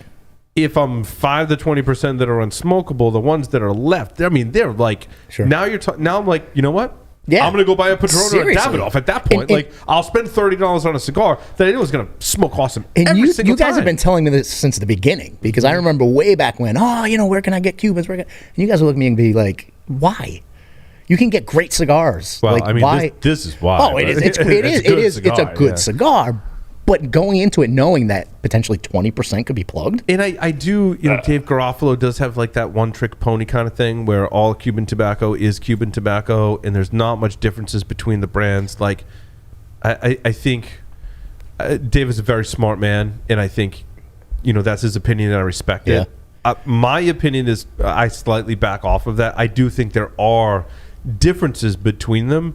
They're not as large of a difference as there are in Dominican, Nicaragua, and in other cigars, right? In terms of like, the blending experience. Yep. Cigar from one manufacturer to manufacturer A to B, non-Cuban, can be huge. In Cuban cigars, you got a Boldivar, Monte Cristo, El Rey del Mundo. There's only so much variance they can have because it's all coming from the same country. Maybe different farms. Certainly, but it's all the same cover. I'll say there's a difference between El Rey del Mundo that I just smoked back to back with the Boldivar. Yeah, great. Like, there's a difference, but not a huge difference. No, but this does not have the salty caramel taste. This has more of the creamy, light leathery taste. A difference between a Padron and a Davidoff is huge, right? Difference between your El Rey del Mundo and your Boldivar. You get a lot of the same flavors, which is okay. I like that flavor profile, so that's okay with me, right? And some of your higher end Cohibas, but now you're getting to $50, $100+ a stick to get your Cohiba. Right. Good Lord. No thanks. Yeah, I don't know if it's worth it. I'm good. Esplendidos, dude, they're like $400-$500 a box now for an Esplendido. Wow. It's a good cigar and all, but holy crap. Yeah, seriously. I would rather take I would go Padron or Davidoff, to be quite honest with you, and know I'm going to get that experience. Is it the same flavor profile as Cubans? No. Yep. Anyway, well, that was an interesting article to cover. Along those same lines, I did have there was someone in a forum that posted, which brand do I need to try next? And I thought we would attempt to answer this person's question. And I do think in the forum, this is Brothers of the Leaf, BOTL.org. Yeah. The recommendations were really good. I thought Okay. the people who were responding were pretty spot on, and also because they were recommending some cigars and brands that I really like as well. Okay. But again, everyone's different, you know. So go down the line. What were they? So he says, look, I like to smoke Fuente, Ashton, Tatuaje, Illusion, Corovari, Oliva, Padron, Davidoff, Cohiba non-Cubans was on his list. Yeah. And he's like, what else should I try? I mean, it's a pretty traditional. Yes. Right. Definitely. Your Tatuaje, your Oliva, your non-Cuban Cohiba, Padron, and Davidoff are larger manufacturer traditional cigars. I don't know what's BLTC. What is Black Label. Black Label Trade Black Company. Label Black Trade Label Trade. Society. Yep. Look at me. Yep. Curavari, Ezra Zion. Are That's where I want to go next. some of your more kind of nichier, smaller. I haven't gone there yet, right? I haven't tried any of the Easies. I smoked some of those back in the day. They're good. I haven't picked them back up in a long time. Curavari I have as well. They're pretty good. Like And every day. Nomad. Nomad's the other company that's with them, right? Yeah. It's a provocative list. The list on the forum is a great first step for sure. Yeah. But he's saying this is what I smoke and I like. Yeah. Where should I go next? Yeah, I want to try some different, as we all do. Like, I want to try. You look at anyone that's into whiskey or wine or cigars, right? You got your like regular staple stuff that you're probably going to keep drinking and smoking for a long time, perhaps the rest of you. You just lost your ash. Yep. I was trying. It was good. You were trying to keep it on. There's this dude online, and if you see him on Instagram, he's called Cigar Nut. And that mofo can have an ash the entirety of the cigar and then stand that bitch right up on top of itself. Dude is amazing. It's like talent. They have right contests. There. It's like Is he talent. retired? Is he what? Must be retired. Maybe. I don't know. Yeah, you're going to focus. You're going to focus. You're totally going to focus. Totally going to focus. But See, Paul, I would break that list down into some serious categories. You know what I mean? Like as far as like what to try, right? Like if you were going to go, so Stogie Geeks, make sure you break out the pen. If you're going to say, okay, put them into a category like Connecticut, I would go with your number one choice for probably 2.5 years that I know is the New Wave Reserva by E.P. Carrillo. Yeah, like if you like Davidoff, Fuente, and Ashton, the lighter ones, Oliva if you're smoking the Connecticut, I agree, the New Wave Reserva. Right. Or New Wave Reserva. The New Wave's not as good as the Reserva's got some extra stuff in it. Agreed. Yeah. Right. But my recommendation on that level would be the Gilberto Oliva Reserva Blanc. Yep, it's a good one. That's Oliva, but yeah. They're like $4 a stick. Yep. And they're awesome Connecticut's. I mean, super awesome Connecticut's. But then I would also say, like, if you want to have a blast of like straight tobacco, like old school tobacco, and you want to get away from that, from the traditional list, right? I would say like a Rodriguez Siri 84. And people are like, what the hell is that, right? You can look it up. Super cool company. They're out of the Keys in Florida. They roll it there in Florida. It's a great stick, right? But then if you wanted to go like crazy end, Stick Chaser Jason over here, right? You get into the Ezra Zions and all, and some of that type stuff there too. So I would kind of break that down into categories, because what to smoke next? Like, there's a lot of super cool sticks that are limited runs that are really coming out now. I think I got my nickname. What? You're Hollywood. I'm Stick Chaser. Stick Chaser. Stick Chaser. You've called me that like 3 shows in a row. So hey. You are a stick chaser. You know what I mean? You know. Yeah, a lot of the recommendations are recommending two of the icons, right, that left Drew Estate. Osaka. So you got Saka with And Dunbar Malillo. Tobacco and Malillo Yeah. and Foundation Cigars were a lot of the recommendations, which I agree with. I haven't really, and I love Nick and I love his cigars, but like I haven't found like my niche in the Foundation Tobacco. Yeah. Like there's a lot of facings, and I love smoking his cigars, but like I need to come back to it, because like I really want to find my niche, because I feel like I know it's there. With Steve, who I also love as well, and love his cigars. It's the Mi Querida Yes. in the Uncle Largo size. It's a Toro size cigar. there is always a box of those cigars in my humidor because it's in that Liga kind of flavor profile. Because you can tell, I mean, Steve had Liga blended and had a hand in that process for himself, right? And so when he did the Mi Querida, I think he was going similar to the way Pete Johnson said, I'm going to do the RC series and make it like Cubans. I think Steve did the Mi Querida and I like Liga, but I don't have access to all that same tobacco. What can I blend together to have something in that wheelhouse? Its strength profile is much less. So if there's one non-Connecticut cigar that I'll smoke first thing in the morning, I will oftentimes reach for the Dunbarton Tobacco and Trust Mi Querida in the Uncle Largo size.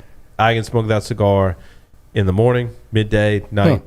Doesn't matter, and I got a great experience with it. Yeah. The draw is somewhat deliberate. It's not tight, but it's not like loosey. Liga tends to be loosey-goosey with the draw. It's deliberate. I love it. I love that cigar. Again, I always keep a box of those in my humidor. I'll tell you that. I tell you what, I don't think Mr. J's has that cigar.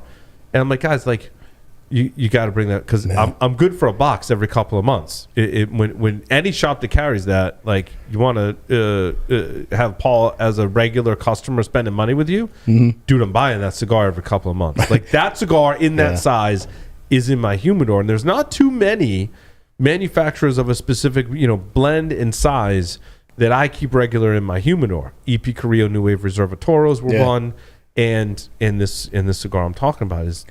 They're awesome. Have you had one of those? The Mi Querida? Mi Querida. I had Mi Querida. Yeah. Gotta try it in the Uncle Largo Toro size. Okay. All right. Now, for me, we were talking about eyeballing breakfast cigars, right? And me, when I said, someday when I grow up, I'll smoke a breakfast cigar, it's the Brulee. Is that one good? The Sobremesa Brulee? Have you guys had that? I don't know if I had that. I always eyeball that. That would be a great breakfast cigar. Well, yeah, but I can't. I mean, Joe, you like the strong stuff in the morning. So No. There is no camp. It's what you like. Yeah. Like Paul said, Jose Blanco goes from strong back down to a lighter cigar. But the other ones are good too. From Dunbar, and I was talking about Steve with this years ago because Steve's a big fisherman. Yep. And what is the one that begins with an M? That's not Mi Querida that he blended as I don't want to say seconds. It's not seconds. Is it the Muestra? Muestra Saka? No. It's not limited. It's a bundled cigar. I didn't even think Omagog? Omagog. Thank you. It's named after the lake that he fishes with his dog, Lake Umagog. And I want to say also that's like the cigar that he smokes when he's fit. Because he's like, I don't want to light up a Mi Querida because that's like my more premium offering. When I'm out in the boat, and you guys know this if you fish, you drop your cigar in the pond. It happens, dude. You put it down and it falls in the bottom of the boat. And the grossest place to be when you're fishing is the bottom of the boat. This fish guts down there. Pit rolls jump around. There's always this layer of pond scum and slime. If a cigar goes to the bottom of the boat, that's it. It's out. It's out. Throw it over the side of the boat. No doubt. You're done. Light another. Take more cigars with you, right? So you don't want to smoke your higher premium end stuff when you're sitting there in the boat in the Umagog, and I'm like Steve, I really I get this. We're on the same level here. Right. If I'm gonna go out, I'm gonna take 3 of these Umagogs, and if I drop one, I'm gonna let it because he sells them in bundles and they're cheaper. And that's to me, and it's not like we're watching our cigar budget to the penny. Right. You don't want to waste the good stuff. Right. In a different setting. You want to smoke the right cigar for the right setting. And we know, when I'm kicking around here in the studio, right, and I'm working, not always working at my desk, but I'm coming in here and I'm doing a podcast. Maybe we're doing something in the server room or whatever. We're working, running some cables, fixing lighting, TVs and whatnot. I'll have cigars going, and I don't light up expensive stuff. I light up the cigars that are in that $4 or $5 price range that I got on closeout that... if I can't find it, everyone that's worked with me in the studio knows at least once a week. I asked a question. I'm like, has anyone seen my cigar? Where did they? Yeah. We got 3,000 square feet. I got to cross 2. I'm like, did I leave it downstairs? You have your working cigars and your luxury cigars. Exactly. Kind of like if you're lucky enough to have a collection of cars. You got your everyday driving cars. You have your sports cars to go out on a Sunday afternoon, but then the worker car. My everyday carry. Right. Your everyday your pickup truck. My pickup truck. And then if a certain amount of time goes by and I can't find my cigar, I just light up another one. But you said it right. You don't want to waste the expensive cigars.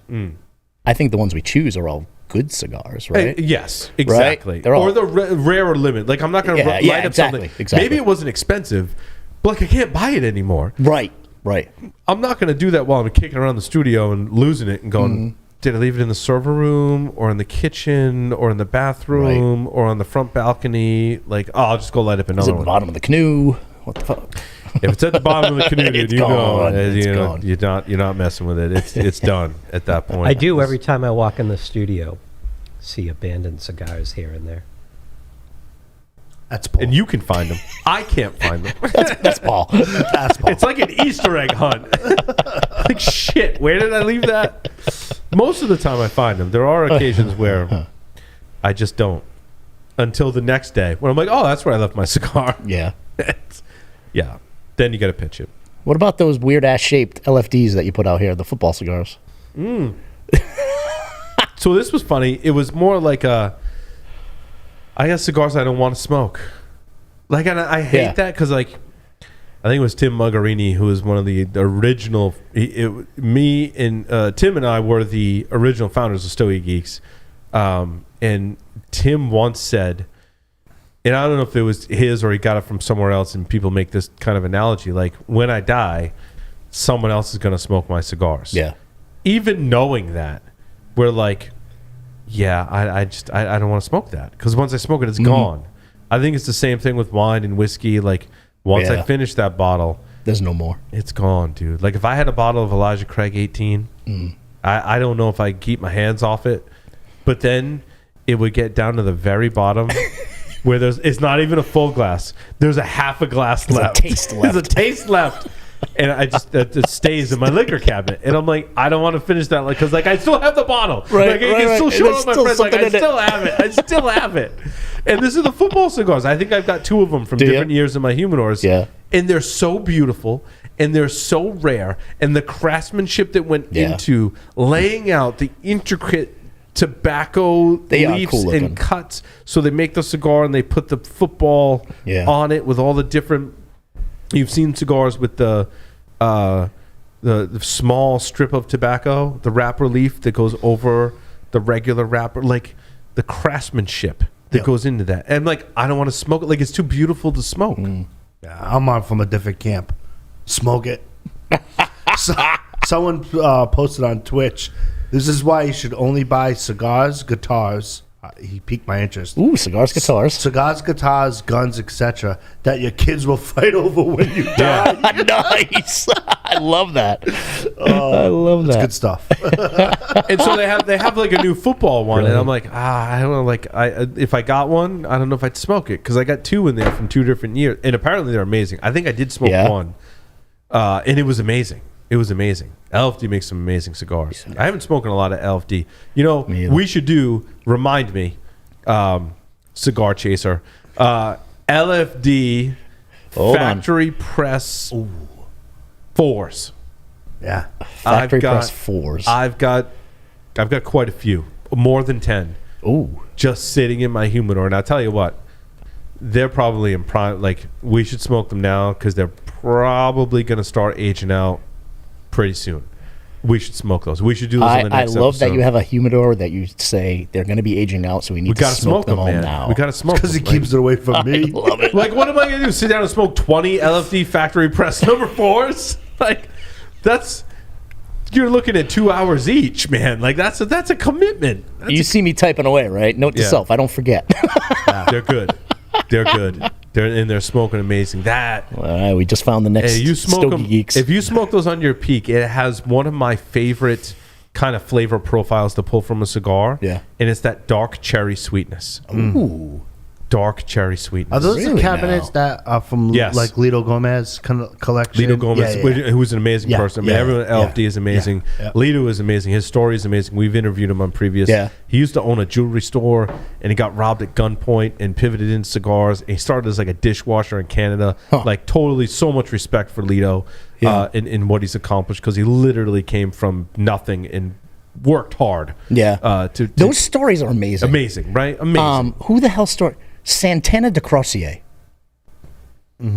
I just heard his story about living in Cuba, coming to the United States, working On the his boat, didn't he come butt from off. Cuba in like a raft? He or something? tried. I He think tried and got caught. I interviewed him. Yes, yes. He tried and got caught, and then ended up going back. And like his dad had connections and got him to be able to go. He had to go to like I don't know if it was Sweden or Norway first, Right. and then he ended up coming to the United States. And then he went up to like Seattle or Washington or something and worked as a trucker or something Yeah. crazy like that. But he came from like a tobacco family. He came growing up, on the tobacco fields. I just got 2 of his cigars. No, 4. I ordered 4 of them. We've done special editions. We've smoked some DeCrossiers in the past. They're good. Yeah, They're really good. I heard they're really good. I haven't smoked them yet. Again, I just got them. They got to sit for 60. But the factory press, Joey's like, you suck. factory press, Joe, comes in those cabs of 50 or 100. Yes, I tell you, yeah. It's a giant. I don't know if you've ever seen it, Jason or Joe. It's a giant box. Yes, yeah. Like, I've it's like a story for it. crate. It's a crate. Yeah. I wouldn't even call it a box. It's a crate, and inside the crate, you gotta like use a pry bar to get the top off, right? And you pull out these trays. Yes. And I want to say they're 10 in a row or 10 in a row. Yeah, in the crate. I forget how there's that. 5 trays. It's 50. It's 50 to the 50, box. maybe 50 to a box. Yeah. I remember. Amazing. Dude. I remember factory press 3s covered in plume. One of the best Oh, yeah. cigars I've ever Really? smoked, dude. One of the best cigars I've ever smoked. What was interesting was we started smoking those, and someone bought up the rest of the lot, and then like at a certain point in time, the factory press 3s were covered in plume and smoking like one of the best cigars I've ever smoked in my life. And someone bought up the rest of the lot, sat on them, like smoked them, shared them for like a year. But after a year, then they started to fizzle out. Yeah. So like when I smoked that cigar, it was at its peak. So like to say I have favorite cigars is but one aspect of that. Yeah. Like you gotta smoke the cigar in its prime when it's ready to smoke. Wine is the same way, right? So you got to know which kind of wines you keep in your cellar, how long they age for, and what's the top of that bell curve to drink that wine and smoke that cigar. Very similar in both industries. And there are certain cigars I've smoked in their prime where I'm like, it's not that cigar is the best cigar I've smoked. It's that at that time when it was in its peak. Gotcha. That's when it was just awesome. Yeah. Awesome. Tatuaje's had some. What was the one did for Hawaii? T110s. T110s in their prime. Viaje had the Skull and Bones, original Skull and Bones. Those were awesome. Yeah. And then they had not that cigar was, all the cigars were great when they came out, but also reached a peak, which like even better at that time. Yeah. You're talking about the LFD footballs and just the beauty of looking at the cigar. Oh. That year of the tiger, that Davidoff year of the tiger, is It's beautiful. gorgeous looking. So that's the reason Gorgeous that's one of looking. the reasons I added that. Now I've talked to people that smoked that and they said it's not that great. Really? To be honest with it. Now I haven't smoked it, so I can't give you my Sad opinion on it. trombone I am, right? But I'm going to buy one and smoke it and make my own decision. Yeah, it's beautiful. Because I love Davidoff. It's a beautiful cigar. Their year of the whatever cigars they come out with every year, some are better than others. And some, again, to my previous point, age better than others, right? And maybe that year of the tiger, which looks like tiger stripes. It does. I don't even know how they did that. Like that is... It looks like that tiger striped wood you can buy. You know what I mean? Like, but a lot of dog breeds have that Yes, tiger yes, stripe yes. kind of thing, and it's they call that like beautiful. brindle or something, don't they, for Brindles, dogs? yeah. Like pugs have it, Yeah. boxers, and certain other breeds. You're right? absolutely right. It's a beautiful looking cigar. It is. But people say it's not that great. What's But like amazing- maybe next year, who knows? Next year, the year Right. after, it reaches the top of its bell curve, and you're like, "Holy shit!" Got it. And usually, Yeah. what happens is when it's at the top of the bell curve, someone realizes it and starts smoking them, buying them up. Everyone Yeah. starts buying them up, and then oftentimes, after they're all gone, you learn about that. Oh. Like Davidoff year of the tiger 2 years from now, that was at the peak of its bell curve, and it's 6 months after it was at the top of the bell curve, and now you're not finding them anywhere Right. because everyone, like really smart people in cigars, realized that was the time to smoke them and buy them up. Yeah. You got to be ahead of the, literally, you got to be ahead of the curve, Yeah. Right. and go. I bought a box of those when they came out, And but you let this them- is like and you let them gambling. sit. But you are this is patient like and you let them sit. this is like futures for wine and futures for cigars. You go, I'm going to buy that box and Yep. I'm going to hedge my bet that at a certain point in time in the future, and I may not know, I'm going to smoke one every 6 months until that point, that now they're smoking at their Yeah. peak, and that's when I'm going to smoke them all. What's This is the amazing game we about play. that stick is like most of the sticks that we're consuming now that are new are the ones that have come out from when COVID first hit. So Yeah. so if you think about that, all of the older rollers who Yeah. are 65 plus getting out because of health concerns and all of that stuff, Yep. running 2 shifts, half staff, all of that, that's what we're consuming now. Right. And the fact that that stick conceptually came out then, like, Yeah. you know what I mean? Like, Right. around that time, and how they did that just speaks of the commitment and dedication. right. It's an okay stick. I think, honestly, this is where I'm with Paul and Jason's camp. Like, it just needs to rest. Yeah, let it sit. You know what I mean? Go and get 2, put one away, Yeah. and then smoke one now so you had it. But I guarantee you, whenever that curve is. But the problem is, Paul, you bring up the curve. How do you know when the curve is the right curve? You don't. I know you don't. But you don't. And the reason I keep going back to wine is because our good friend Doug is turning me on to some really fabulous wines, and I watched that documentary called Sour Grapes where they talk about this. Right, the documentary is about fakes, which is interesting because we have that in cigars mostly with Cubans, right? People trying to fake Cubans, and most of us, even with like not the most sophisticated palate in the world, can tell Cuban cigar versus non-Cuban cigar and go, that's a fake, right? Yeah. And I've smoked them. I'm like, this isn't a bad cigar. I'm like, but it's not a Cohiba Esplendido. Like, it's just not, even though it was in a box that said Cohiba Esplendido and the band says it's Cohiba, like I can tell the band is probably fake. And even if it's not, because a lot of times they'll steal the real bands and put them on non-Cohiba Esplendidos and roll the same size cigar, right, with the same wrapper color. But like, we smoke them and we're like, we know. Wine is interesting in that even sophisticated palates couldn't tell the difference because the guy, Rudy, was taking wines, like high-end wines, blending them together and calling it a really high-end wine that's going for thousands of dollars per bottle. So you take wine that's hundreds of dollars or maybe even thousands of dollars per bottle, you blend it together, you fake the labels, and you sell it for $5,000 plus per bottle because this is a super rare vintage. Now, some of the mistakes he made was like that vineyard didn't produce that wine in that year. And like, so real experts are like, that BS. I know that's a fake because that vineyard never produced a wine of that name in that year. Like they didn't. They produced it the next year and then the following year, but not that year, kind of thing. Right. And so he was faking it, and so fakes aside, it turned me on to like the similarities between cigars and wine in that we buy futures in wine.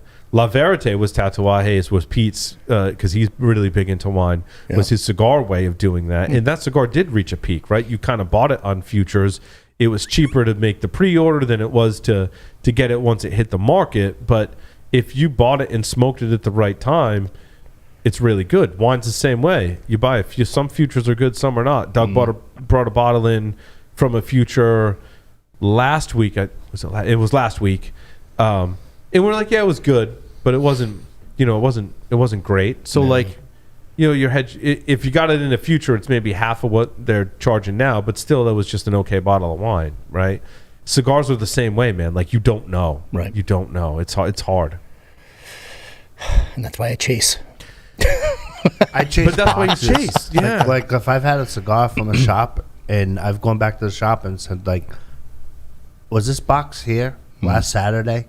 And they're like, yes or no. Yep. If it's yes, I'm like, that's when I buy more. Because I'm like, it's come in. Especially if it's a blend that, like, I frequent. Yeah. You know what I mean? Yep, I'm yep. like, yeah. Or if they're like, well, no. I'm like, okay. I'm like, why? I'm like, nah, because the other box it came in good. Yeah. Especially if you smoke, like, what you like. Sure. And you kind of collect a lot of them. And some batches come out good, Some don't. It's good stuff. And these cigars like largely like don't exist. You can't buy the La Verite stuff now, but it was not borrowing from the so much future. I don't think you could buy a future in La Verite, but he did it so that it was tobacco from the same farm.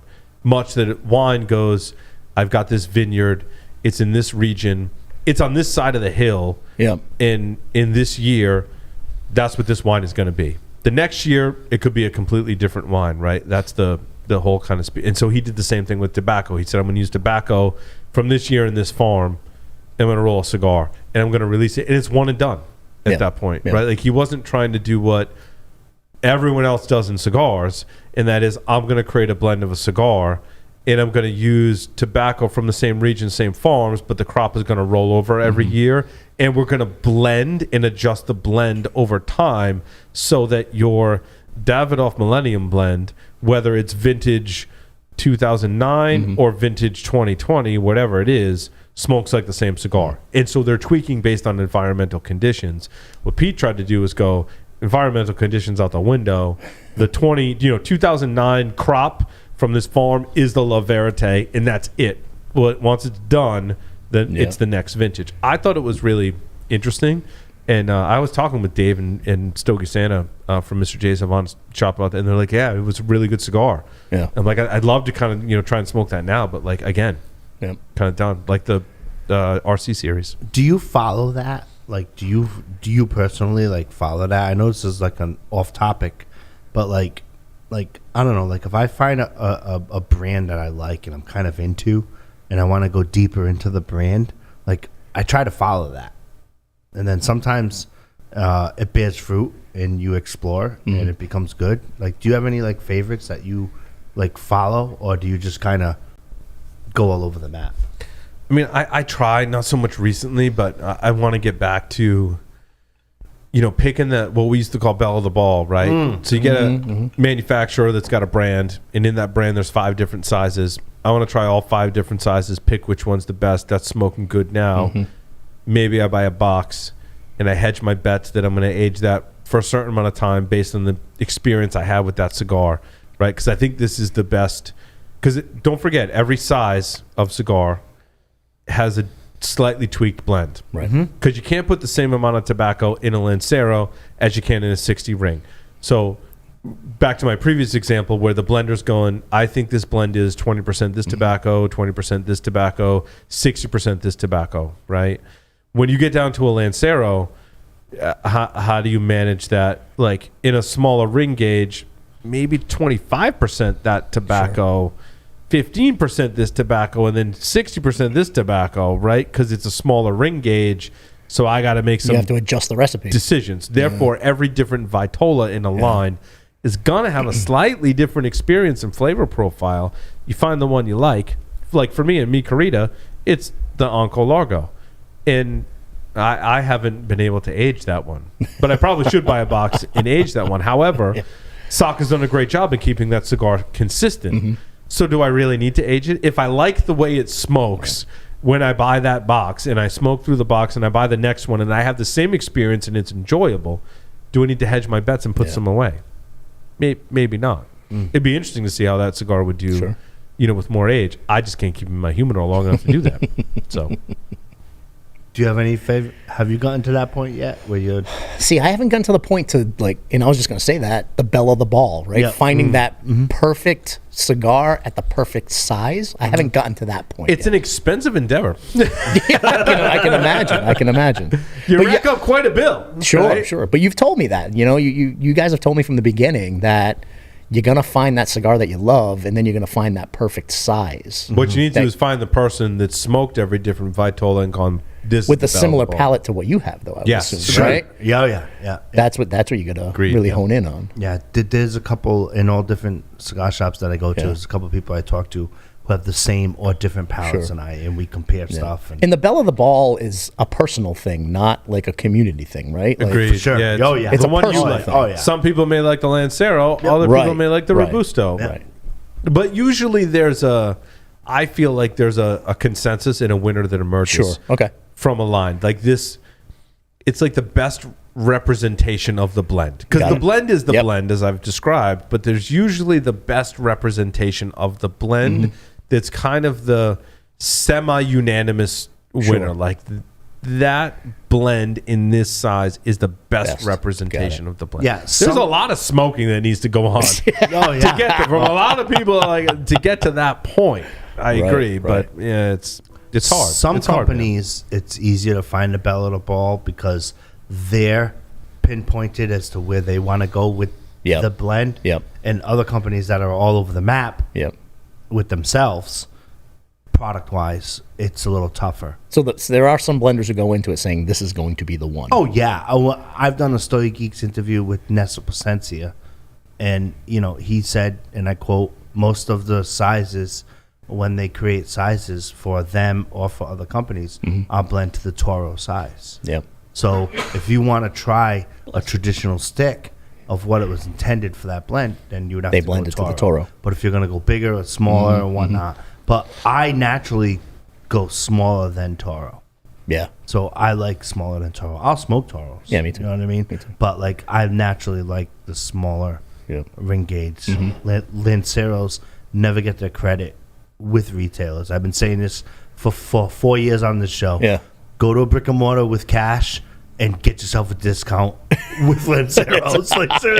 like seriously, because every single retailer would be like, "Yeah, you want to buy the rest of the box? I'll give it to you for this." Like, Really? Yeah, because they just not selling them. Because Lanceros historically do not sell in the retail environment Yeah. as fast as the Toro, Robusto, Busto. Churchill. Yeah.